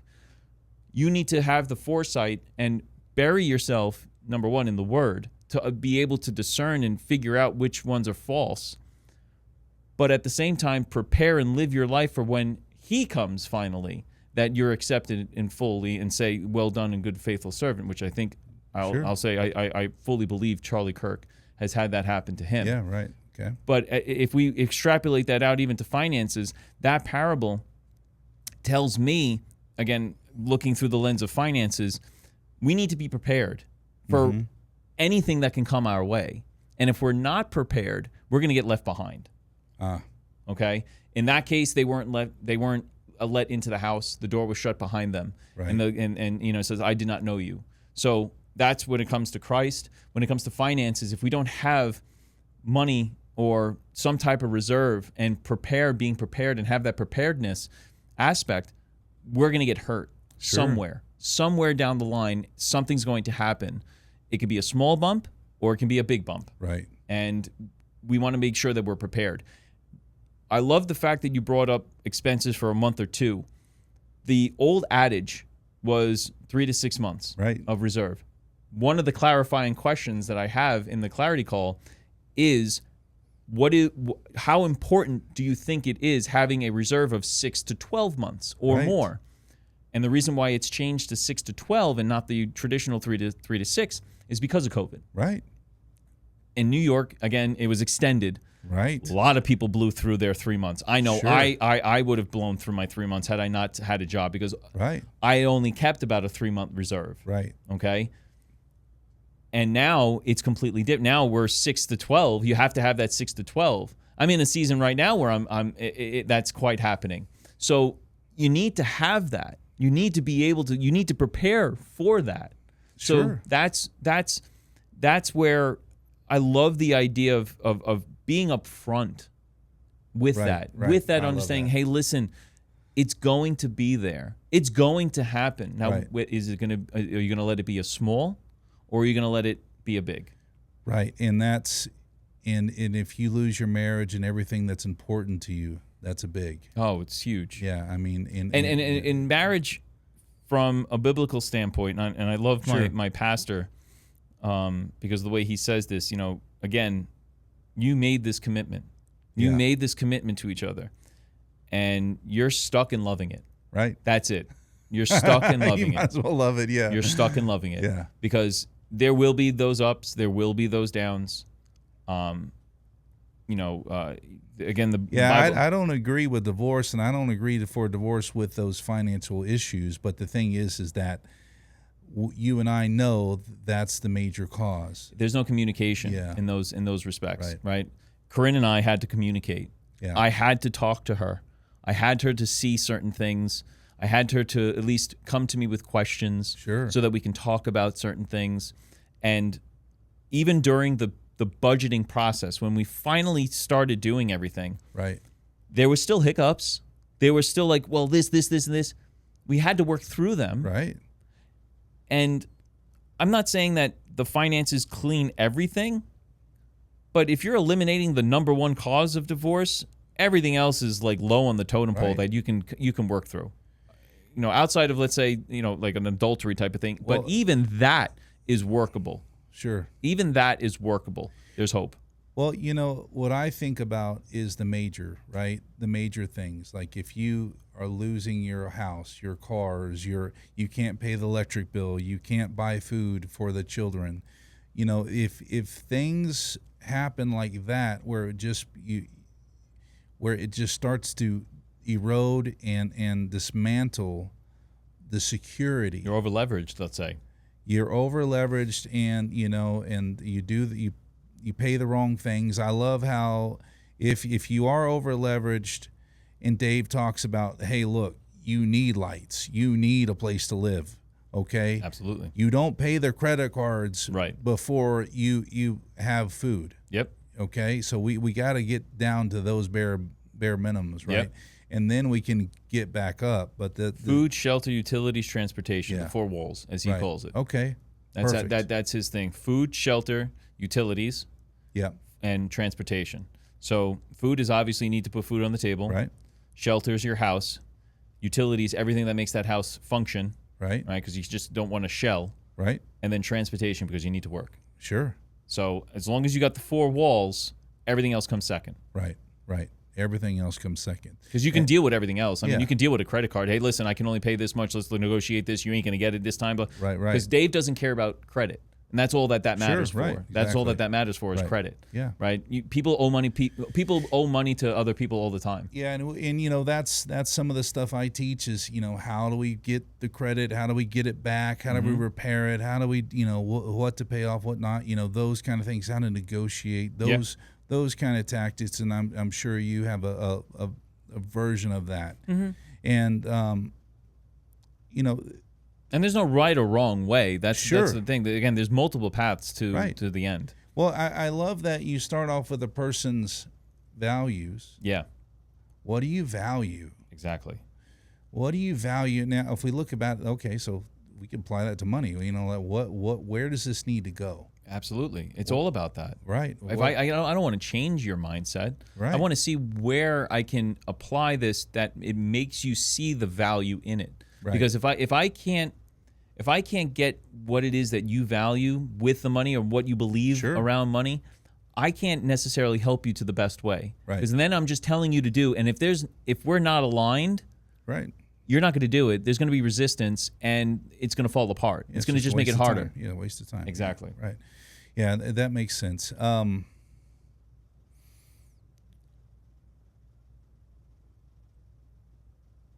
So when someone calls you, now I like this because you're taking the best of all these different worlds. Like if you call a Dave Ramsey coach, if you call your financial planner, if you call your mom, if you call Chris, if you call Divine Stewardship, right? You're coming at it from a faith-based Christian value, right? And then on top of it, of your life experiences and all the examples that you're seeing day in and day out. Exactly. And that's kind of what when I talk to people, hey, look, this is what I bring to the table. I have all these examples and all these life things that I've been through. Right. That's what I bring to the table. That's how I can help you. Yeah. It's true. I'm not saying experience is everything. Sure. Because even some people that know what to do, they're also good, even though they may not have done it or something themselves, but they've coached others. Think about it.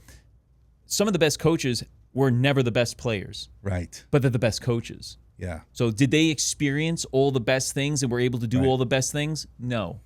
But they have coached. They have seen. They have learned.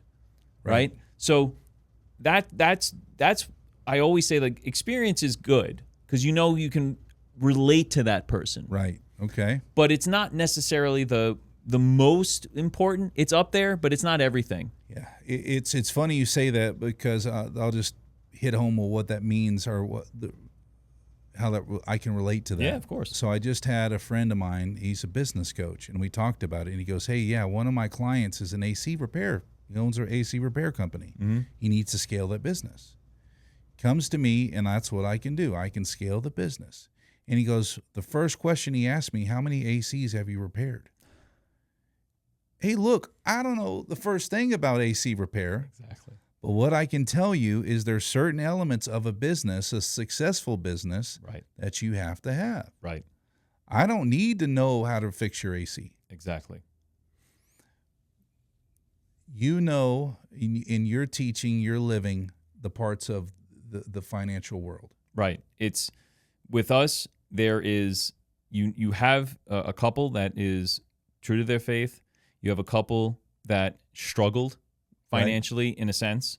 You have a couple that was hundreds of thousands, $150,000 in just consumer debt. Right. Not to mention also on top of that, at the time it was $400,000 on a mortgage. Wow. Okay. Yeah. You have a couple that had 3 kids during this. Yeah. You had a couple that lived through COVID. Yeah. Okay, and managed all through that. You have a couple whose breadwinner lost their job not once but twice during all of this. You have a couple that decided to go all in and take a leap of faith and take a business in where we truly care about people and the way they handle money and all the stress and emotion that goes along with that, and want to help and make it a business. Right. You have a couple that has done the cash. You have a couple that's done the credit. You have a couple that's done the term to whole life insurance flip. You have a couple that has experienced a lot. That's a whole nother level. You have a couple that has experienced a lot of emotion. I love your word, and I'll steal it. An evolution from the process, from start to not necessarily finished, right? But a consistent evolution in the whole process. And the greatest thing is, we're still learning. Well, what I can boil this all down to, and the fact of you losing those jobs, you're a doctor of nuclear pharmacist and still lost jobs. Board certified nuclear pharmacist. Okay, insane, right? You think you're pretty secure. Board certified nuclear pharmacist.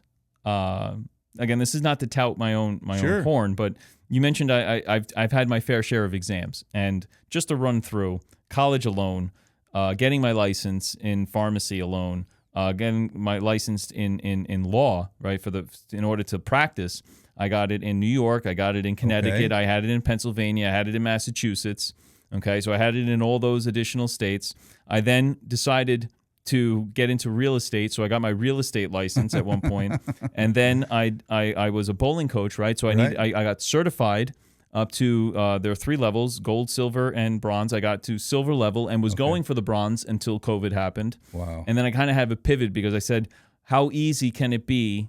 How easy would it be for me to, if I went with this and became a gold level coach, and I was coaching consistently, how easy would it be to lose the field in which my business relies upon? Right. Because all the bowling alley closed. Right. As a matter of fact, there were bowling alleys that closed for good in my area because of COVID. So it was like, now I'm losing the field in which I'm able to participate and show my skill off and help people. So I had to pivot from there. I then became a certified nutrition coach, health, fitness, and nutrition coach, and then just recently now going all in the financial world. I got my life insurance and health insurance licenses, and I now practice. I'm licensed in Tennessee, Florida, New York, and I'm adding Connecticut. Okay, wow. So there is a lot of testing and a lot of studying that goes along with all that. Right. So that was true just life practice. Now, before we wrap up, given that, given all that knowledge, and then what I'm really seeing right now is that you're not having to drive into an office. You're not having to drive into a pharmacy now. Okay, yeah. So now you have changed your life for, if I may just assume this, for what you value the most, your wife and your children. It brings me closer to them for sure. So you're not leaving. You're able to go to the games. You're able to go to the events, the church events, all those kind of things that are more valuable to me versus going to a company and leading some other people that are not in what you're doing. So now you can live the best of both worlds in a sense. Yeah, you have a different, if we call it the freedom, the financial freedom. Freedom is a financial freedom is a tough word, phrase, because it depends on what that person considers freedom. Right. Okay. I'll say this. Since starting this, I am at my daughter's almost every softball game. Yeah. I help out. She's just learning pitching now. I'm at every single game. I think I've gone to every practice, just about every practice. Maybe once or twice I had to miss for some other reason. I'm at church services. Yeah. I'm serving at church, something that we didn't do before in New York. Well, it's a time commitment. It is. But here's the thing. We're able to do it now. Right. And being debt-free allows that type of freedom. It allows you to look at things from a different perspective. Yeah. It alleviates the need to do something else that you don't necessarily value as high. Yeah, you don't have to. Correct. Those sayings, hey, look, I have to go to work today. Right. You know, I have to brave this traffic. Beautiful. I have to. Absolutely. Now you've created options. Correct. And so how do people find you to create more options for themselves? Yeah, awesome. So we're on just about every platform, social media platform. Is it Divine Stewardship? Yeah, Divine Stewardship on Instagram. Okay. Divine Stewardship on TikTok. Divine Stewardship on YouTube. Okay. Divine Stewardship on Facebook. We have a Facebook page. If you want to listen to our podcast, we have our podcast on Apple Podcast, on Spotify. We're also on YouTube for the podcast. Our videos are there. And then if I'll give you my email. You can put it in the description. Okay. It's c2stanton.divinestewardship@gmail.com right now. Okay. But yeah, we're everywhere. So just hit us up with a DM, hit us up with an email, and we'll be open to talk. Obviously. Fantastic. I love it, and I appreciate what you're doing. And it's a good way. I appreciate you for sure. This was great. Awesome. I'm actually very, very happy that we met when we did and how we did. Me too. I mean, it was a blessing. You know, no matter what happens, there was a reason for us being there at that dinner at that time. And I think it was a true blessing getting to know you and meeting your daughter and yes, sir, and whatnot. I thought it was great. Yeah, no, thank you for everything. It's been awesome. Thank you. Yes, sir. All right. Awesome. Thank you.